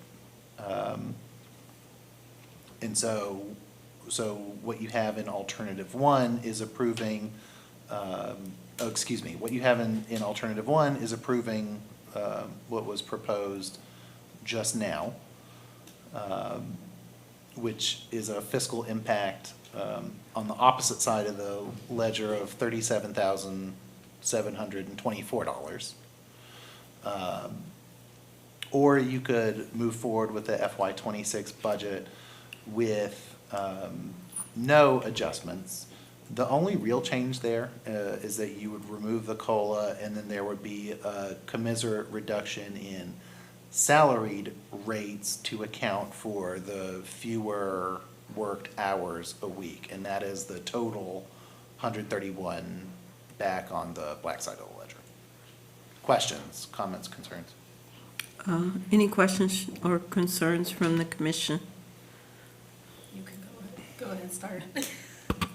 I do. So do we have, my question is, I'm leaning towards 1, just so we could go in, and it would feel like a measure of fairness just to go in, to get them where they need to be, because we do pay parity. And I think we went with DC rates, which is the higher rate in the region. Correct. So we took the most competitive market and decided to be about 110% of that market to try and bring folks in. Right. So we do pay our staff well. Correct. So I'm thinking, I think we can absorb the 37,000 because we do have, some Yeah. some spaces, we have positions open. Yeah, so I don't have a concern with us absorbing really anything up to the tune of 100 on the annual. The only reason I start to get uncomfortable after that point is because I would like to reserve a healthy amount for collective bargaining implementation. Right. That's what I'm thinking. Oh, yeah. Yeah, right, it's for collective bargaining implementation, and so the options that I'm putting forward are kind of the least impactful and the most conservative to allow for the most flexibility for the commission down the line at the bargaining table. And that's where that was thank you for Yes. answering my second question. Yes, sir. Right. So as long as we're not impacted with the money we're gonna have to pay to get them into collective bargaining on top of this, and we don't know what can of worms we're gonna open on top of that, I'm comfortable with number 1. Mayor, I have a question. Oh, sure, Vice Mayor, go ahead. So just making sure I understand both of the alternatives correctly. Alternative 1 includes a 2.5% COLA for all hourly wage employees with no change to the rate. Yes. Oh, thank you for giving me that opportunity. So when I say no change to the current rate, all the hourly employees have a certain amount that they make per hour. It could be $25, $30, whatever. This basically just says, we're not touching your hourly rate. Oh, Right. It right, says if right. you're making $30 an hour today, you will make $30 an hour when this goes into effect. And that 2.5% COLA applies to hourly employees, and I omitted this on the table, but sworn positions. Right. But we're still realizing even if, like, if we go forward with number one, we're still realizing a level of cost savings Yes. doing the conversion. Yep. Yes. It's just not as, Right. It's not as much. significant, yes, so you are realizing cost savings, and that is offsetting the cost of a new FTE in the police department. The 131, as I mentioned in the budget presentation, is also a conservative number. What this is also doing, what this conversion also does, is buys the organization padding before time and a half is triggered. And so we're an organization that's pretty reliant on overtime. That's not an ideal place to live, and so anything that we can do to buy us a little bit of extra window, whether it's comp time or, having the ability to flex up or down on your weekly hours before time and a half is triggered on a regular basis, is helpful for the city's bottom line. And so this is the, kind of like you were seeing, the hard and soft costs of the restroom renovation. This is the hard costs, but there's also soft savings that we're going to realize by not triggering overtime as early. And at the same time, we compound those savings over time. Correct. Yes, this is something that's compounded over the current and future budgets. So it's something we kind of deal with the pain and weirdness of doing it once in FY '26, Yep. and then it's set for the remainder of the years. You have a question, Commissioner Jennifer? Yes, I do. Okay. I'd like to revisit a question that I had at the last meeting. First, I want an observation here for everyone is that over the last couple of years, employees have received a 32% increase. I know this is probably not going to go over well. Are we required to give a COLA? No. I believe the language is may. I would like to ask again about those salaried Yep. staff. Thank you for the opportunity for that. That is something that we could do. I think the question that you posed on the 13th was if we extended that to those additional positions, could we afford it? The answer to that is yes. But what the commission needs to be cognizant of is I would worry about the perceptions of kind of double rewarding salaried positions, right? So we're already reducing the hours that they have to book without adjusting Impacting their pay. I'm kind of in this proposal counting that as, hey, this is your increase for this year. It's a Let's perk. let's Yeah. roll forward. That doesn't mean that you can't adjust around those margins. That's just the consideration that I'm bringing forward in the proposal. Okay. Does that answer your question? It does. Okay. One last question. The 2.5, where did we get that from? It's our best estimate based off of what we can afford and the kind of how we're tracking cost of living. Okay. We're in a much different environment than we were last year at this time. Yes, and so last year we had a 3%. This year, we're coming forward with a relatively conservative 2.5%. But again, keeping in mind, we're kind of expecting something to give at the bargaining table. I don't know what that looks like yet, but I do imagine that pay will be part of that conversation. Yes. And, you know, our initial bargaining cycle is occurring off budget cycle. And so this is kind of a hedge against uncertainty too, while Right. still trying to give the Yeah. employees something in recognition of the service. So how many employees do we really have confirmed that would be a part of the union or interested in joining the union? So, we have, I believe, 26 Yeah, I think he said that are 26. eligible. There's 26. I believe it's 26. Now, we are going to go through a process where that eligibility is validated by an external third party. Okay, So right now, we think it's 26, but they could turn around and say, well, according to your laws, it's actually 25. And we'll go, okay, well, I guess we have 25 now. oh, okay. Yeah, but a safe ballpark is 26. Okay. And this is something that we really hadn't anticipated as well. Yeah. Okay. Any other questions from the commission? Just Vice a Mayor? comment. Vice Mayor, you have a comment? Yeah, just a comment to say, I think I'm in favor of option one. I think that gives us a moderate action that we can take where we're still staying up with the market, right? I do think COLA is important. And as we're doing this transition, we will have another opportunity in the next couple of months to revisit this and the collective bargaining conversations that we have.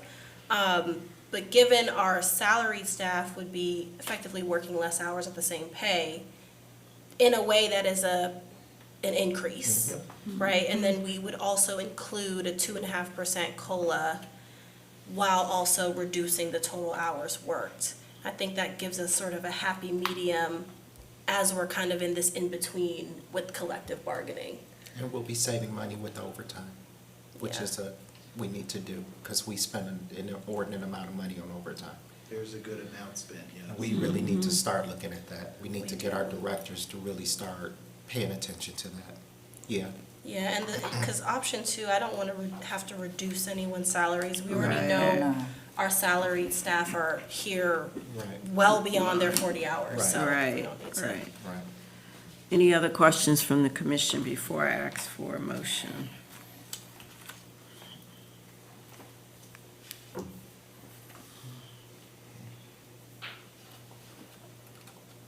Okay, could I get a motion? I, Vice Mayor, move that the City Commission approve alternative one and direct the city manager and treasurer to incorporate that alternative into the FY26 adopted budget. Could I get a second? Commissioner Harcourt, second. All in favor? Aye. Aye. Okay, motion carries 4-0. Thank you. Okay.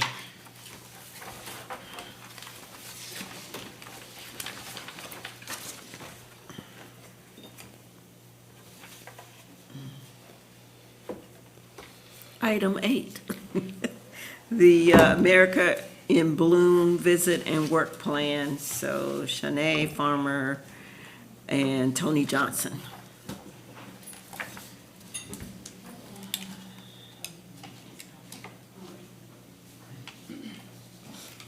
Good evening, Mayor, Vice Mayor, Commissioners, and residents. In 2024, the city participated in an American Bloom program for the first time. American Bloom promotes community vitality through beautification, sustainability, and celebrating local heritage. In its inaugural year, the city received an honorable mention for overall community impression at American Bloom National Symposium. This report outlines the itinerary for this year's American Bloom visit and the purpose, and proposed FY26 work plan to be incorporated in the Department of Public Works Service Plan. Incorporating the American Bloom work plan into the DPW service plan ensures beautification, community improvement becomes integral part of DPW operations. This item presents an abbreviated work plan, and attachment 2 provides a detailed work plan. Representatives from American Bloom will be visiting District Heights on June 5th and 6th as a part of their community assessment and engagement program. Their goal is to assess city's beautification, environmental efforts, and community involvement. This visit provides a valuable opportunity to showcase our city's achievements, planned projects, and community spirit. One of the representatives, her name is Laurie Lafferty. She's a retired educator with a master's degree in education who moved to Arroyo Grande, California after 25 years of teaching. She quickly became involved with Arroyo Grande in Bloom, eventually leading its floral display program for 10 years. During her tenure, she developed a partnership with Ball Horticultural Company, resulting in 90% of the city's plants materials being donated. Her efforts helped the city earn multiple beautification awards and top American in Bloom ratings. Lori is also a master gardener who has taught and advised on floral design and drought-tolerant landscaping. Since 2026, she served as an advisor for American in Bloom and now coordinates its advisors program. The other representative is Beth Hart, a Nevada native based in Las Vegas, degrees in regional planning and hotel management. Her career spans work in regional planning and engineering firm, hospitality experience with JW Marriott, Las Vegas. Beth's combined expertise in planning, community development, and hospitality supports her contribution to American in Bloom's mission to help communities grow and thrive through effective planning and beautification efforts. I'm going to summarize the tour, if you don't mind. It's, so day one will be Thursday, June 5th. The focus will be on city's beautification and public spaces and civic pride. From 8:30 to 2:30, it'll be a guided tour, which begins begins with visits to green spaces, including Fiesta Garden, Veterans Parkway, and municipal building grounds. Some stops include the playgrounds, the District Heights clock, and the Welcome to District Heights sign at Kipling Parkway, which includes the plans for future walking trails. The date includes lunch with city staff to foster dialogue and share insights. On day two, Friday, June 6th, the emphasis shifts to community art, volunteerism, and civic initiatives. From 9 to 2:30, activities include visits to the mural, the triangle at Rochelle and District Heights Parkway, and the meeting with local volunteer groups. There'll be a stop at Family and Youth Services, and they'll go over some documentation, to get their advice on some things. And the day would conclude with dinner at Olive Garden with city officials to wrap up visit on a collaborative note. Any questions? Any questions from the commission? No, it's good. No? Good? You're right, good? Thank you. Questions? Okay. Okay, hello, Sharnae. Hello, Farmer. good evening, Mayor and Commission. So I did have the opportunity at our Public Safety Liaison meeting last week to go over like a summary of the more detailed work plan.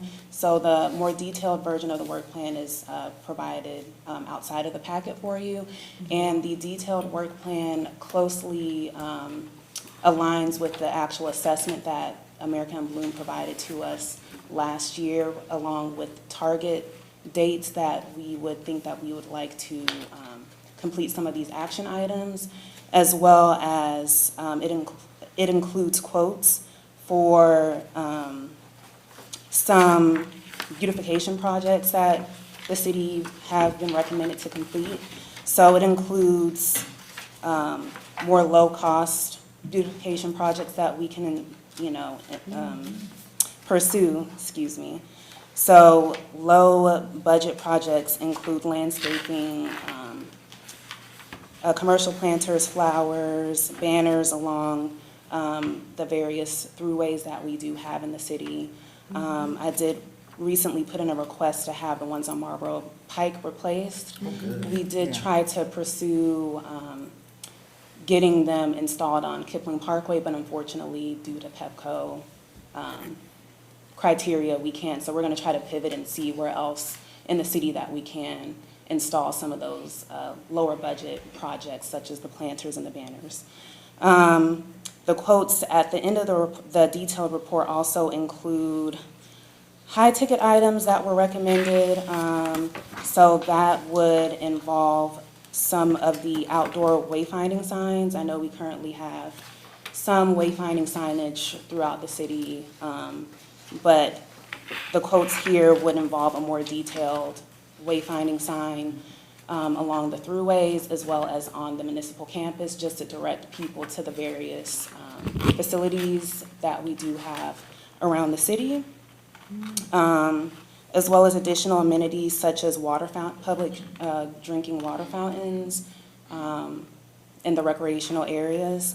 I know a request was put in to Public Works to have the one at the Children's Park at the top of the hill replaced, and having a new one installed right next to the basketball court as well as the dog park would require some plumbing and connecting to a water line, so that may be something that we have to look at in another fiscal year, as well as shade structures. So depending on where we actually see our amenities wanting to remain, such as the dog park and the usage of the recreational field, could help us determine whether or not we would want to pursue a more high-ticket item such as the shade structure.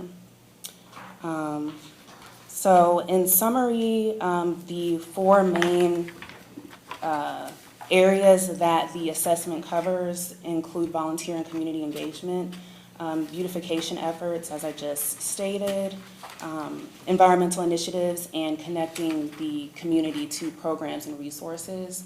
So throughout the assessment that they did provide us, they do reference using all communication channels. And so with the Herald, I know that's one communication channel that we have decided to issue monthly now. So it is an increased opportunity to inform residents of different resources that the city's providing, as well as the county and state, whether it's WSSC, PEPCO, any rebates that the county offers. So that will be included in the detailed outline, as well as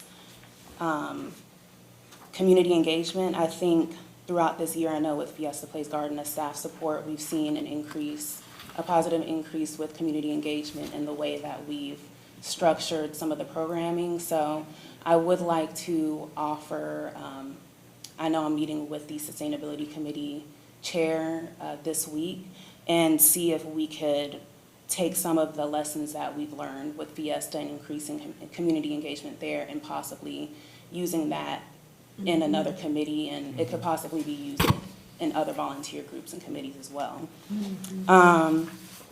And also with community engagement, just sponsoring different community art projects, including public art. I know we have a few lined up with one of our volunteer groups, and one of our co-chairs who is an artist himself. So hopefully we can have some of that in place this year. And I think with increasing the beautification efforts and increasing programming, allowing the residents to come out and see that the city is investing in, the things that they want to do, will in turn increase the volunteers and the participation within the committees and within what the city is doing.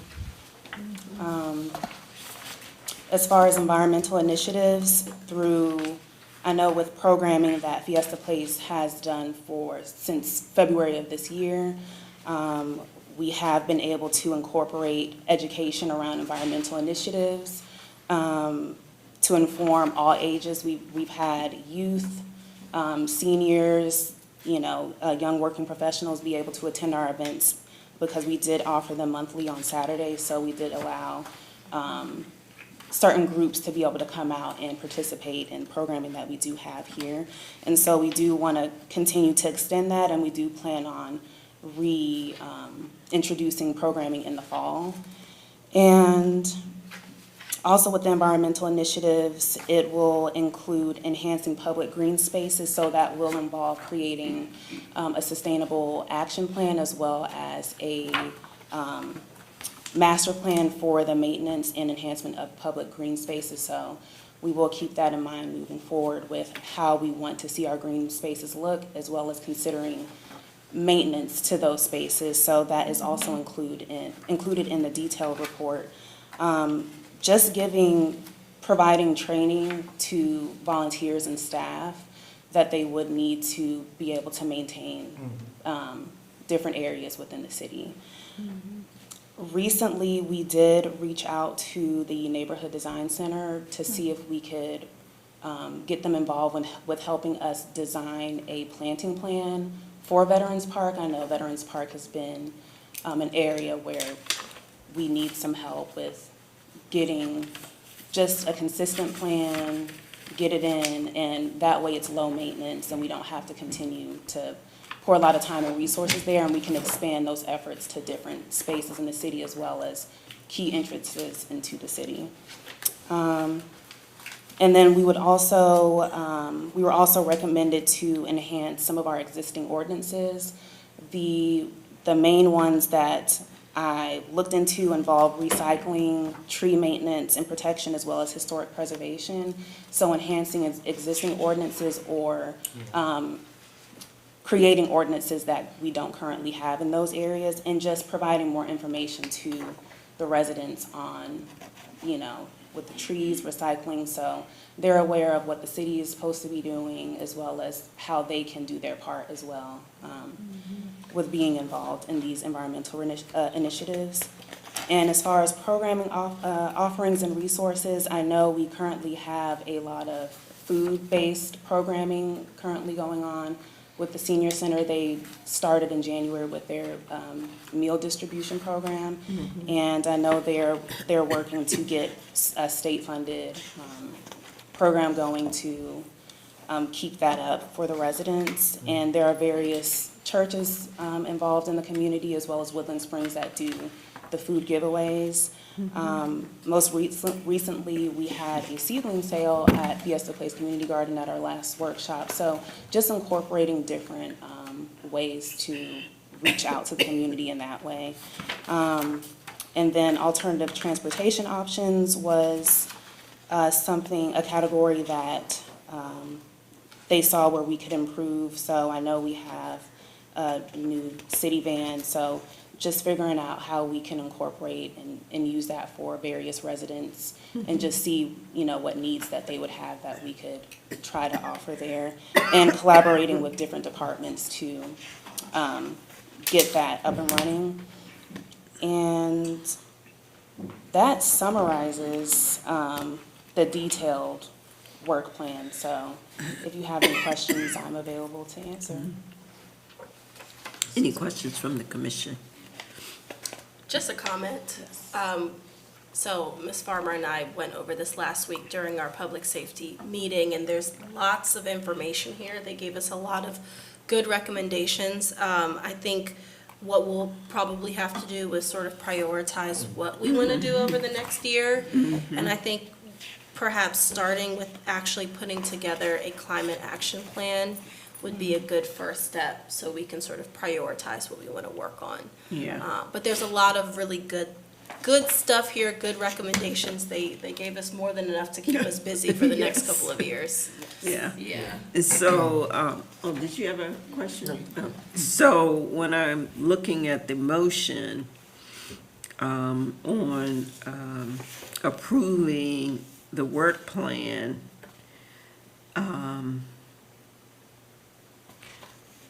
I'm just concerned about a dollar amount. Right. And so that is a legitimate concern. So you recall when we were briefing the Public Works budget to the commission in work session, one of the things that the commission asked for was, we really need a line of service for beautification. The work plan, regardless of dollar amount, is the line of service for beautification. And so Okay. what'll happen is exactly what you described, which is every year, so they gave us more than we can accomplish in a year. So each year, in alignment with the budget process, we'll come up with, in addition to our standard kind of expansion and maintenance programs that Ms. Farmer described, will it also come up with additional beautification priorities that the commission can weigh in on and understand the funding for and timing on, separately from just kind of the standards that we do with respect to planting plan or so on and so forth. Oh, so this means 2026 to 2030. Yeah, Is that what this is that- as far out as we go as FY '28 in this particular work plan, which is, Yeah. in our case, it's far enough. Okay, Okay, any other questions? from the Yeah, commission? and then, in some of these, in some of these things, we have to also consider, if we get the beds right, we'll put in, perennials and they'll be natives. We won't have to deal with a lot of planting, so it'll just simply be Right. maintenance and mulching. And that's been the Right. problem with us. Weeds. We haven't been putting in, natives and perennials. That's part of the struggle that we're in now, is historically, we have not done that. Yeah. And so we're in a conversion process to cut over to as many natives as we can, that makes sense for the climate that we're in, for the environment that we're in. So we've, over the last year, really kind of ramped up our invasive removal game, and continue to focus on that. We've also continued to focus on native planting. So if you look at the trees that are gonna come onto the municipal center campus, they're native trees. Right. And so that is an increasing focus for us here. Yeah, and some of these costs, but also like the public art, that'll be like one-time expenses. Some of these things will be one-time expenses. So in the ordinances, these are things that we don't have, and there are other communities where we can simply lift the language. I'm excited about the Arbor Day acknowledgement. We've never done that, so I'm excited about doing that and getting residents involved. Do we have a plan, excuse me, established for pulling our business community in to get them involved with this, with the planners and all of that? I'm excited about doing that. I'm sure Darren will be part of Yes, and so, yes, but in the nascent stages. Okay. So one of the many components of this work plan is, starting the process to become a Tree City USA. That in and of itself is its own very community-oriented and involved process. And so the work plan is chock full of opportunities for engagement, both in residents and commercial entities. Okay, great. Okay. Any other questions? Sounds great. Beautification is one of my favorites, so. Okay, so, if we're ready, I'll ask for the motion to approve the, American Bloom Work Plan. Sure, I'll take that. Sure. I, Commissioner Harcourt, move that the City Commission approve the America in Bloom Work Plan as provided in Attachment 2, and direct the city manager to incorporate the work plan into the Department of Public Works fiscal year 26 through 30 service plan. Could I get a second? I, Commissioner Janifer, second the motion. All in favor? Aye. Motion carries 4-0. Thank you for that. Thank you for the report. Thank you for the opportunity to work on this. Yeah, it's a lot. Yes. A lot of good ideas. You're gonna be busy. It's fine. I enjoy it too, so. Okay, we got through everything. That's right. But we got one more thing. So we have a closed session item on the agenda this evening. Is there a motion to move us into closed session? I, Commissioner Harcourt, move that the commission go into closed session. You had to read did you see it? Oh.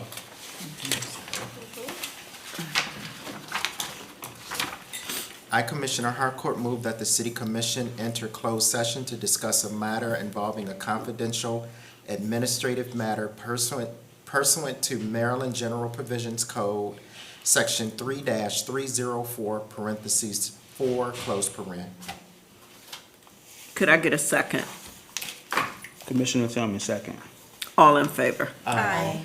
Motion carries 4-0. Let's prepare to go into closed session.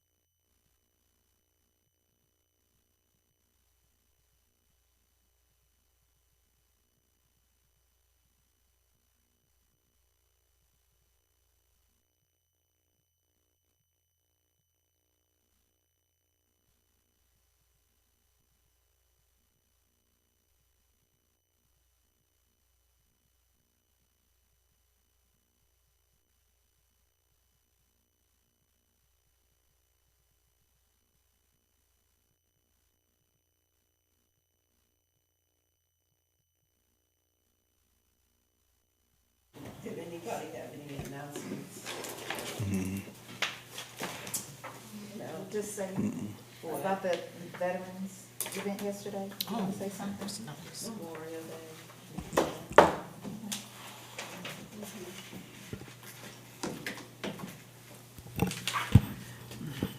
Are we ready? Okay. So we are back from our closed session, and we're at the end of our agenda. Do we have any announcements before I ask for a motion to end the meeting? Yes. Sure. Commissioner Jennifer. Yesterday was Memorial Day, and we had our annual Memorial Day celebration at the Veterans Park. It was very well attended. It was a beautiful day once the rain stopped. But we would like to extend thank you to our speaker, to all of the other elected officials that attended, to all of the staff, residents, and others that came out and celebrating Memorial Day with the city of District Heights. Thank you all. Thank you. Any other comments? Okay, so could I get a motion to adjourn the meeting? Commissioner Harcourt moved to adjourn. Could I get a second? Commissioner Janiver seconds. All in favor? Aye. All righty, good night. Meeting has been adjourned.